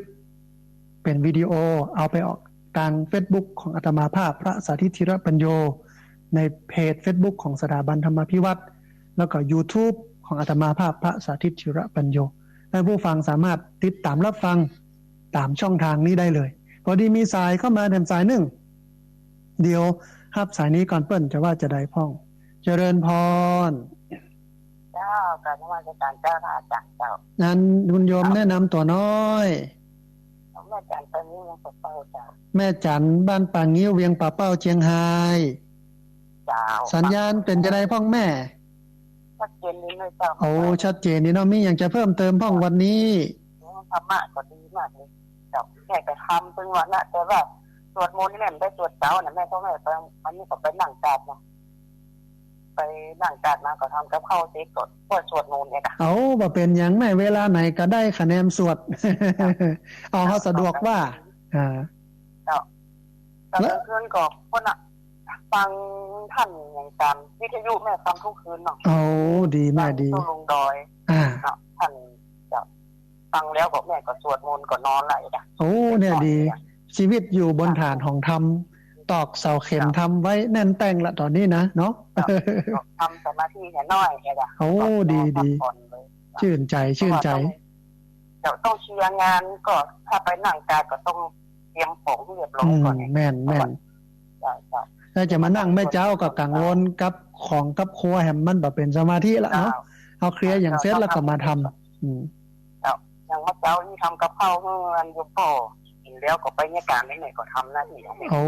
ดีครบถ้วนสมบูรณ์แบบตัวอนุโมทนาบุญนะแม่เด้อสาธุสาธุอนุโมทนาตามตั้งเฟซอยู่โอ้เจริญพรตั้งเฟซของแม่จะเป็นแม่อุ้ยน้องแฮกเกอร์อ๋อจำได้มากดไลค์ประจำเจ้าสาธุกับเจ้ากำลังใจเนอะท่านได้กำลังใจจัดนักเลยโยมแม่สาธุอนุโมทนาสาธุเฮาฟังจากโยมแม่ตัดนี้เนี่ยมันมีข้อคิดว่าเฮาว่างช่วงไหนอย่างใดคือมันบ่จำเป็นต้องเป็นลำดับลำดาอย่างที่เพิ่นว่าเฮาเอาสะดวกว่าเอาอย่างว่าขอให้ได้ทำเคลียร์การเคลียร์งานอย่างต่างๆบางคนนั่งก่อนบางคนนั่งหลังบางคนสวดก่อนบางคนสวดหลังคือหลังกับที่หลังนี่ก็คือหลังการหลังงานนะ แล้วแต่เฮาแต่ขอให้ทำมันเป็นการตอกเสาเข็มให้กับชีวิตแน่นแต่งละนะทุกกระทบทำกระเทือนแน่นอนหันคนอื่นเป็นกระถางแน่นอนนี่นะพอดีมีสายเข้ามาเต็มสายหนึ่งเดี๋ยวรับสายนี้ก่อนเปิ้นจะว่าจะได้พ้องเจริญพรเจ้าวัสาเจ้าท่านเจริญพรอันป้าสีดาสาธุสัญญาณเป็นได้พ้องวันนี้ไม่ตอนที่ท่านออกประกำเนี่ยเจ้ารับไปประมาณสัก อย่างน้อย3 นาที อ๋อน่าจะเป็นทางสถานีเปิ้นเนาะนั่นเนาะเจ้าแต่ตอนนี้ดีแล้วเนาะเจ้าตอนหลังมาก็ดีอ่ะเจ้าโอ้ชัดเจนหมดอ่ะเจ้าสาธุมีอย่างจะเพิ่มเติมพ่องแม่สีดาวันนี้มีอย่างเพิ่มเติมมาเจ้ามันฟังดันมามันปฏิบัติโดยท่านก็ซึ้งสีแท้เจ้าท่านโอ้สาธุอนุโมทนาบุญเนอเจ้าสาธุเจริญพรเจ้าโยมป้าสีดาเวียงป่าเป้าเจียงไฮ้เจ้าประจำโทรเข้ามาเช็คสัญญาณว่าใหม่ๆอาจจะสัญญาณมันอันนี้น้อยนึงเนอะพระอาจารย์เนอะค่อยชัดค่อยเจนแต่ว่าระยะหลังๆก็ดีขึ้นแล้วก็ฟังธรรมะแล้วก็ดีแล้วก็ถ้าเอาไปปฏิบัติมันถึงดีแท้ถึงวันนี้ก็ยังปฏิบัติอยู่แล้วก็ได้ประโยชน์กับการปฏิบัตินั้นอยู่ต้องอนุโมทนาพอดีมีสายเข้ามาแถมสายหนึ่งเดี๋ยวครับสายนี้ก่อนเปิ้นจะว่าจะได้พ้องเจริญพรแต่ไม่จ่าเจ้าโยมแม่โทรมาจากตังใดแนะนำตัวน้อยโทรมาจากแม่สวยแม่เลยเจ้าอำเภอแม่สวยจังหวัดเชียงรายจังหวัดเชียงรายแล้วก็ปะแดดเจ้าตำบลปะแดดสวยเจ้าสัญญาณชัดเจนนี่เนาะแม่เนาะชัดเจนดีขนาดท่านมีอย่างจะเพิ่มเติมพ่อแม่วันนี้มีอย่างจ้าแม่ฟังทุกวันนั่นแหละแต่ไม่โทรมาสั่นวันนี้โทรติดแล้วตันแล้วแล้วได้เบอร์โทรของท่านเดี๋ยวนี้เนี่ยดีแม่ดีโทรมาให้กำลังใจกันเนาะแม่เนาะเจ้าได้กำลังใจกันนักอนุโมทนาบุญเนาะแม่เนาะเจ้าสาธุเจริญพรนะพี่น้องตั้งแม่สวยเจียงไฮ้โทรเข้ามาให้กำลังอกกำลังใจบอกสัญญาณชัดเจนดีกว่าจะกดติดโปรดตบมือจนบ่ปูดพอดีมีคนฟังเยอะแล้วโทรเข้ามาเยอะตอนนี้มีโอกาสอยู่ท่านผู้ฟังเพราะว่าตอนวันนี้เปิดโอกาสให้ท่านผู้ฟังได้โทรเข้ามาเยอะนะเวลาก็ลดลงแล้วก็เพิ่มเวลาท่านผู้ฟังที่ฟังอยู่ทางบ้านได้โทรเข้ามาร่วมเอ่ยกันโทรเข้ามาร่วมแสดงความคิดความเห็นกันเหลือเวลาประมาณสัก15 นาทีท่านผู้ฟังได้เป็น10เป็น20สายปุ๊บเรียนเชิญเจริญพรที่เบอร์064 728 2899เบอร์064 728 2899พอดีมีสายเข้ามาสายหนึ่งเดี๋ยวครับสายนี้ก่อนเปิ้นจะว่าจะได้พ้องเจริญพรไม่ค่ะเจ้าคุณโยมแนะนำตัวน้อย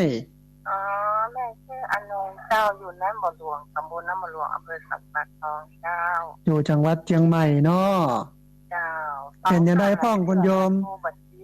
สัญญาณชัดเจนดีก่อชัดเจนดีเจ้าค่ะฟังประจำเลยแต่โทรปฏิทินวันนี้ติดแล้วเนาะวันนี้ติดจนได้เจ้าสาธุจะไปละไปลืมกันเนอะมาละเจ้าน่าเป็นเอกลักษณ์อยู่ละสาธุเจ้าแม่เป็นกำลังใจนะเจ้าไว้เจ้าสาธุเจริญพรสาธุได้กำลังใจจัดนักพี่น้องต่างน้ำบ่อหลวงสันปะตองเชียงใหม่โทรเข้ามาว่าสัญญาณชัดเจนดีธรรมะก็ฟังเข้าใจม่วนดีเราธรรมาภาพก็ฝากไว้จะไปละไปลืมกันเน้อนะมันบอกบ่ละบ่ลืมปกติก็ฟังประจำแต่ว่าโทรเข้ามาบอกค่อยตันเปิ้นวันนี้พอดีเปิดโอกาสให้โทรเข้ามาเยอะได้เวลานักขึ้นในการเปิดโอกาสให้ญาติโยมโทรเข้ามาก็เลยได้มีโอกาสเรียนเชิญเจริญพรนะท่านผู้ฟังนะที่เบอร์064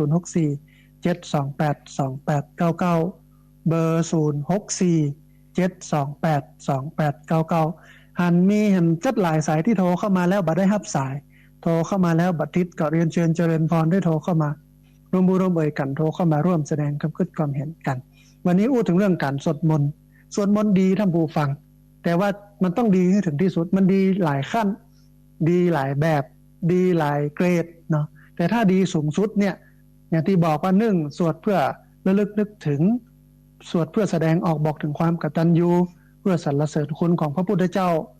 ถ้าสรุปง่ายๆในส่วนนี้ก็คือทำให้ศรัทธามันเกิดนะ2สวดให้สมาธิเกิด3สวดให้ปัญญาเกิดคือเข้าใจคำสอนการที่จะสวดให้ปัญญาเกิดนี่ต้องสวดแปลนะแล้วก็เลือกบทสวดโดยเฉพาะบทสวดที่เป็นบทสวดที่แสดงถึงคำสอนของพระพุทธเจ้าโดยเฉพาะสัจธรรมนี่ให้ชัดเจนก็แนะนำไปว่า1มีธรรมจักรกับปวัตตนสูตร2มีอนัตตลักขณสูตร3สังเวคปริกิตนาปาฐะจ ที่ภาคสงฆ์สถาบันธรรมาภิวัตน์เนี่ยมีถึงตู้เจ้ามีถึงญาติโยมอยู่ด้วยกันเกือบ10ชีวิตท่านผู้ฟังสวดบทนี้บทเดียวเพราะว่าเวลามันมีจับกัดเฮาเริ่มกันตั้งแต่ตี 5 เกิงจนถึง 6 โมงเกิงครึ่งชั่วโมงสวดน้อยหนึ่งประมาณสัก5 นาทีเนี่ยสังเวคะปริกิตนาปาฐะนี่นะแปลทุกคนสวดได้โดยคำอู้ตัวเองหลังจากนั้นก็นั่งสมาธิ9 นาทีนั่งสมาธิแล้วก็ฟังโอวาท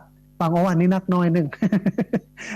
ช่วงนี้ขยมมาอยู่หลายนะโอวาทก็เลยนักน้อยหนึ่งก็ขยมนะหลายคนขยมมันก็บอกว่าอารัมพบทอาตมาว่าอารัมพบทขยมมันก็บอกว่าอารัมพบท ชี้แจงเข้าใจตักเตือนกันอย่างกันเสร็จแล้วก็เอาละแยกย้ายกันไปแยกการทำงานตึงวันอย่างเงี้ยมันดีท่านผู้ฟังมันเป็นประโยชน์พอดีมีสายเข้ามาแถมสายหนึ่ง เดี๋ยวรับสายนี้ก่อนเพิ่นจะว่าจะได้พ่องเจริญพรพระเจ้าอันโยมแม่แนะนำตัวน้อยแม่อยู่อำเภอลีเจ้าอำเภอลีจังหวัดลำพูนนะแม่น้อเจ้าสัญญาณชัดเจนดีก่อโยมแม่เจ้าชัดเจนดีเจ้าอันมีอย่างจะเพิ่มเติมพ่องบ่มีอย่างละเจ้าโยมแม่อย่างก็ชื่อโยมแม่อย่างก็แม่กีเจ้าแม่กีอยู่บ้านจางอำเภอลีจังหวัดลำพูนเนาะแม่น้อเจ้าอนุโมทนาบุญที่ติดตามรับฟังนะแม่เนาะเจ้าความผู้วานเจ้าสาธุอนุโมทนาบุญสาธุเจริญพรนะโยมแม่จากเมืองลี โทรมาให้กำลังใจโทรมาเช็คสัญญาณว่าชัดเจนดีเนาะมีเวลาประมาณสักเกือบ10 นาทีท่านผู้ฟังเรียนเชิญเจริญพรที่เบอร์064-728-2899เบอร์064-728-2899พูดถึงเรื่องการสวดมนต์ถ้าเอานิมนต์พระไปเจริญพระพุทธมนต์ในบ้านนี่เนาะปกติก็จะสวดนักแต่ถ้าอาตมาภาพไปเนี่ยอาตมาภาพจะสวดบ่นักบท2บทพอแล้วและก็จะให้เวลากับการเทศนักที่สุดคือเวลากับการเทศนักที่สุดสวดน้อยนึงนะเพื่อให้มันเป็นพิธีพอที่จะให้เพิ่นสบายใจแต่ที่เลี่ยงบ่ได้ต้องสวดครบบทก็คือสวดศพ จะไปเอาเฉพาะบทเฉพาะส่วนบ่ได้มันก็ต้องอภิธรรม7คัมภีร์ให้มันเต็มแต่ก็เน้นการเทศนักนะที่จริงการสวดศพเนี่ยเปิ้นบ่ได้สวดให้คนตายฟังมันสวดให้คนเป็นบางคนนี่เวลาพระเจ้าเปิ้นจะสวดจะเทศก็ไปตบร้องนะป้องป้อแม่ลูกฟังเด้อที่จริงเปิ้นชื่อตัวเก่านะฟังนี่ไปบอกให้คนอื่นฟังนี่แต่ปัญหาก็คือว่าเวลาสวดเนี่ยมันแบบมาได้แปลมันก็เลยบ่เข้าใจแต่ก็เอาละเวลาเฮาบ่เข้าใจเฮาก็เจริญสติคือทำให้สมาธิสติมันเกิดขึ้นกับการได้ฟังสวดนั้นเอาจิตไปจับไปจ้องอยู่กับการสวดเวลาเพิ่นสวดก็ฟังตั้งใจฟังก็ได้เจริญสติได้เจริญสมาธิอยู่ได้เพิ่มความศรัทธาอยู่แต่ปัญญาอาจจะบ่ได้ก็เป็นหยังเอาไปฟังจากการเทศเอาก็ได้แน่มันก็จะได้ประโยชน์อยู่ตรงนี้พอดีมีสายเข้ามาสายหนึ่ง เดี๋ยวรับสายนี้ก่อนเพิ่นจะว่าจะได้พ่องเจริญพรไฟฟ้าเจ้าแม่โทรทำนั่นเด้อเจริญพรบ่เป็นอย่างหลายรอบก็ได้เจ้าแม่ค่ะได้หนังสือที่สวดอยู่5 นาทีนั่นแหละได้สังเวคะปริกิตนาปาฐะแปลอีเนาะมันเป็นเอกสารแม่บ่ได้เป็นหนังสือทำเป็นเอกสารเป็นแผ่นเนาะแต่ว่าเดี๋ยวจะส่งให้โทรมาจากหลังจากจัดรายการแล้วก็ได้แม่เดี๋ยวจะจดอะไรหมายเอาชื่อไว้แล้วก็จะถ่ายเอกสารส่งไปให้นะแม่เด้อนะใบอันนี้เบอร์โทรเนี่ยจ้ะเบอร์เนี้ยโยมแม่เบอร์เนี้ยจะไปกับกว่าอันนี้ก็หลัง9 โมงหลัง9 โมงก็แล้วกันเพราะว่าหลังจากจัดรายการแล้วเดี๋ยวมันก็จะยุ่งโยมเปิ้นมาพ้องยังพ้องแต่9 โมงนี่พอจะว่างอยู่เนาะได้ที่ชวดอิติปิโสด้วยหรอจ๊ะวัดเจ้าวัดเย็นด้วยได้เดี๋ยวจะดูให้นะแม่เด้อเจ้าสาธุเจริญพรสาธุนะได้กำลังใจจัดหนักเลยเจริญพรคงจะต้องไปเสาะโยมแม่เปิ้นเพราะว่าที่นี่เนี่ยมีบทเดียวนะโจโลมากับสังเวคะปริกิตนาปาฐะแปล เอาบทเดียวบทสวดบทอื่นแต่มันก็ยังมีอยู่ในเอกสารในหนังสือที่เพิ่นเอามาตานมาอย่างนี้นะเวลาพิมพ์หนังสือหลายคนนิยมเนาะพิมพ์หนังสือสวดมนต์สเปดบางครั้งบางทีมันประโยชน์มันได้น้อยนะผู้ฟังต้องเลือกบทที่เราจะเอาพิมพ์แต่ถ้ามันเป็นบทสวดอย่างที่บอก3 บทนี้ธรรมจักรกับปวัตตนสูตร อนัตตลักษณสูตรและสังเวทะตึกอลากระทำวัดเจ้าวัดเย็นเอาไปมีถ้าจะบวกไปกับอาราธนาศีลอาราธนาธรรมอาราธนาพระปริตถวายสังฆทานเนี่ยน้อยนึงเพื่อเปิ้นจะเอาไปใจประโยชน์แต่บทอื่นๆเนี่ยประโยชน์มันได้น้อยมากนะมันแปลกับไม่ได้แปลความหมายกับบ่ฮู้เรื่องกับสวดกันไปมันก็ประโยชน์ได้น้อยแต่ถ้ามันได้ครบอย่างที่อาตมาภาพบอกเนี่ยมันก็จะครบถ้วนสมบูรณ์องค์ประกอบมันครบเหมือนกับแกงเนี่ยค่ะใส่ตึงพริกใส่ตึงห้าใส่ตึงเกลือใส่ตึงผักตึงจีนมันครบหมดดูขาดเกลือไปก็ได้นะขาดพริกไปก็ได้นะขาดห้าไปก็ได้ ถ้ามันครบองค์ประกอบหมดมันลำหรอกภาษาวิชาการเพราะว่ากลมกล่อมเลยนะเฮาก็เหมือนกันสวดมนต์แต่ละเตื้อมันก็ได้3อย่างนี้มันจะได้อานิสงส์เยอะเหลือเวลาประมาณสัก3นาทีนะ4นาทีท่านผู้ฟังได้แห่มหลายสายเรียนเชิญเจริญพรที่เบอร์064 728 2899เบอร์064 728 2899เรียนเชิญเจริญพรได้โทรเข้ามาร่วมบุญร่วมเอ่ยกันได้โทรเข้ามาร่วมแสดงกับกึศความเห็นกันเนอะเฮาจะปะกันแหมกำ1ท่านผู้ฟังในวันอังคารหน้าในช่วงเวลา 4:00 ไปจนถึง 7:00 นแม่เจ้ามีอยู่2ช่วงเวลาแล้วก็ในช่วงวันพฤหัสบดีที่3ของเดือนทุกพฤหัสบดีที่3ของเดือนในช่วงเวลา 4 โมงจนถึง 5 โมงแม่แลงมีอยู่2วัน1สัปดาห์1เดือน1แล้วก็เดือน1ครั้ง1จะมีโอกาสมีเวลาได้ปะได้พบกันเพราะนั้นช่วงนี้ก็ยังมีเวลาเรียนเชิญเจริญพรที่เบอร์064 728 2899เบอร์064 728 2899เรียนเชิญเจริญพรได้โทรเข้ามาร่วมเอ่ยกันได้โทรเข้ามาร่วมแสดงกับกึศความเห็นกันท่านผู้ฟังคณะที่รอสายจะท่านผู้ฟังที่ฟังอยู่ทางบ้านจะโทรเข้ามาร่วมเอ่ยกันโทรเข้ามาร่วมแสดงกำกึศความเห็นกันที่เบอร์064 728 2899เบอร์064 728 2899ก็เพิ่มเติมดำเนินการสร้างกุฏิเรือนพักสามเณรที่ท่านผู้ฟังได้ให้ได้หอมกันมาได้ได้เอ่ยไปแล้วส่วนหนึ่งเพิ่มเติมมาตอนนี้ก็เหลือแถมบ่เยอะนะเหลือฝ้าเพดานกับระบบไฟมันต้องไปด้วยกันตอนแรกก็เกิดในใจว่าเฮาเนี่ยฝ้าก่อนแล้วติดไฟสลาเพิ่นว่าจะไปได้อย่าได้อาจารย์มันต้องทำโครงฝ้าเพดานแล้วก็เอาสายไฟมาล่อนไปตัวนะถ้ามาอันนี้มันติดแล้วก็ใส่ลำบากมากนะระบบไฟเพราะนั้นไปด้วยกันก็ต้องบวกงบประมาณเพิ่มเข้ามาอันนี้อันหนึ่งเนาะอันที่2ก็คือเรื่องของงานกับเบื้องปืนอันที่3ก็คือสีก็เหลือ3ส่วนต่ออันท่านผู้ฟังก็หอมงบประมาณที่ท่านผู้ฟัง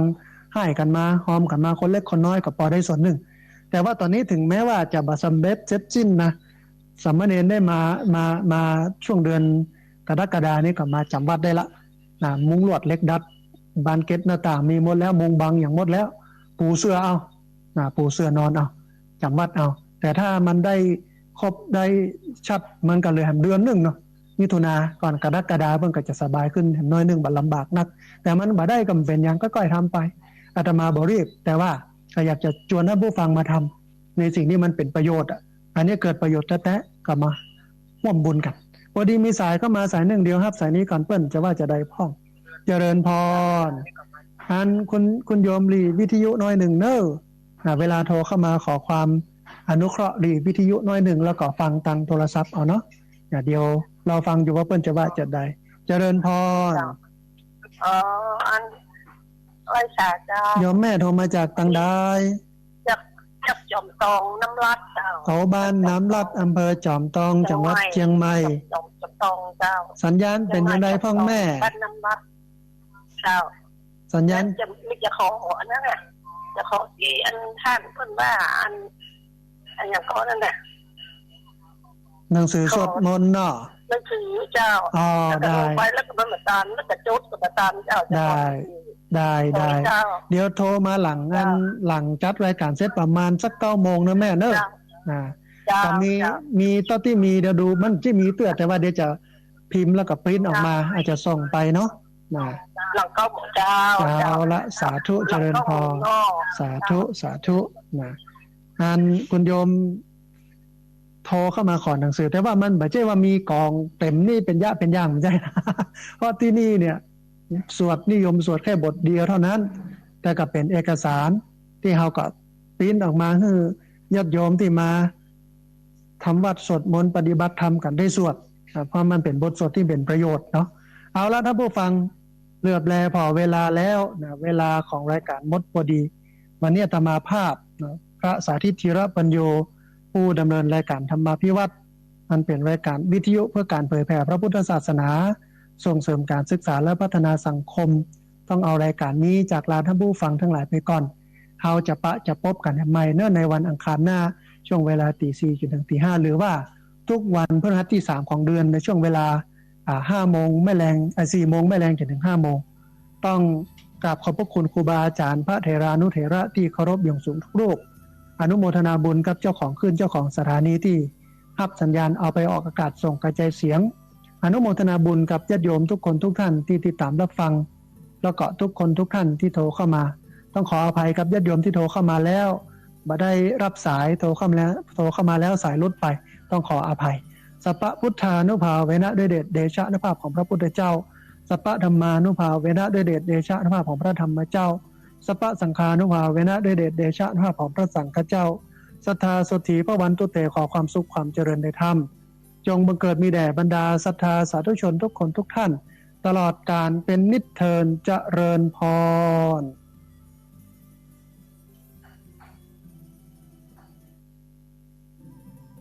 Mm-hmm.